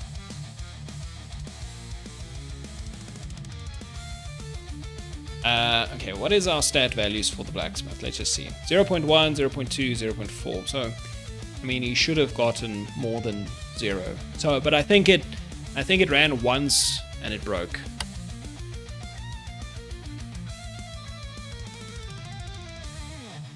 Okay, so let's return everybody to their default slots. Let's just do one character in one place. So let's take... Oh, look at that. They actually... He did spend a little bit of stamina, though. Interesting. Okay, so let's take the duck and put him in this slot. And we can go play with the chicken. So those two shouldn't do anything. We only have one slot with something in it, right? So it's going to be the gym over here. Okay. Now let's start the level. Okay, exactly the same problem.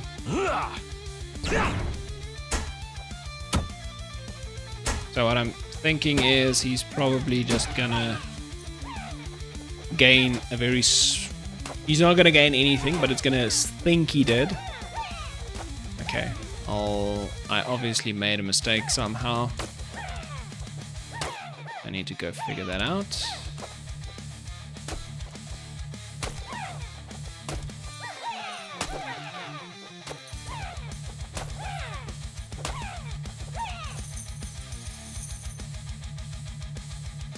Okay, it didn't even do anything. Okay, I see. Obviously, the chicken gained some stats. Okay, I'll bug fix that sometime today, hopefully. But I need to go. It's 9:15, which means I should be working on other things right now. So yeah. Guys, thank you so much for hanging out. I enjoyed the chat. Let's send people to go watch some other stream.